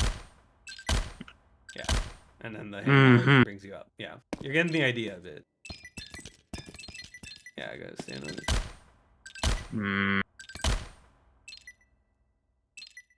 Or you could juggle. Or you could go up and then No, I can't. and throw. Yeah, no. It's hard. There you go. Nice. This is it. Easy. Oh. Yeah. Oh, almost. The third one needs to be prime sooner. Yeah. Yeah. There you go. Yay. Easy. Nice. Beat. I win! No way! It didn't even print How could your it time. lose? It didn't even print your time. What? It does. That's a bug. The KZ people also noticed. Sometimes it does elicit for you. Sometimes it doesn't. So, for example, I did get the message of how much time it took you and took me. Bugs to figure out. Bugs. But that's the race system in a gist. You'll be able to have a race that you can form in any lobby. Anybody, you can join it. We'll have more user interface about it, maybe even integrating directly into the tab menu here. We'll see how it pans out, It is something that we will work on later, though. It is not 1.0 required. but we do want to have it fleshed out more in the future. So we'll see whenever it gets prioritized. But yeah, I mean, we just have too many big things that we still have left. And then once those big things are done, then we can start to like, okay, let's look at like maybe what are some of the smaller big things that we can work on. Because again, it's a team of developers. So as one dev works on something, other devs can pick up other work if need be. And it's really just not getting in each other's way or like holding each other up. So it's the main problem there, or main like concern there with work. And working on things that actually progress us to 1.0. Yeah. Yeah, the save state for 0.11.0 will allow you to spec during a run, so you can watch somebody do it during a run. But yeah, my replay ghost is just hanging out, I guess. Take that. Can I offer you a conch in this trying time? Anyway, that's gonna be it. I think that's good. That's our 3-hour mark. So, cool. All right. Well, is anyone streaming the game? There are. Cool. All right. We'll go raid. Yeah. All right. Let me get a raid going. Thank you all. Yeah. Thank you all so much for watching and asking awesome questions. Keep it up. Make sure to join our Discord if you haven't already. Ask us questions there. That's my timer going off. I gotta go deal with that. But yeah, we're gonna just go over to Pig Abe, currently surfing, looks like. Anyway, thank you all for watching. We'll catch you all next month when we have more stuff to show off and talk about. And as always, keep playing the game, keep having fun. Let us know if you aren't. And we'll see you next month. Bye-bye.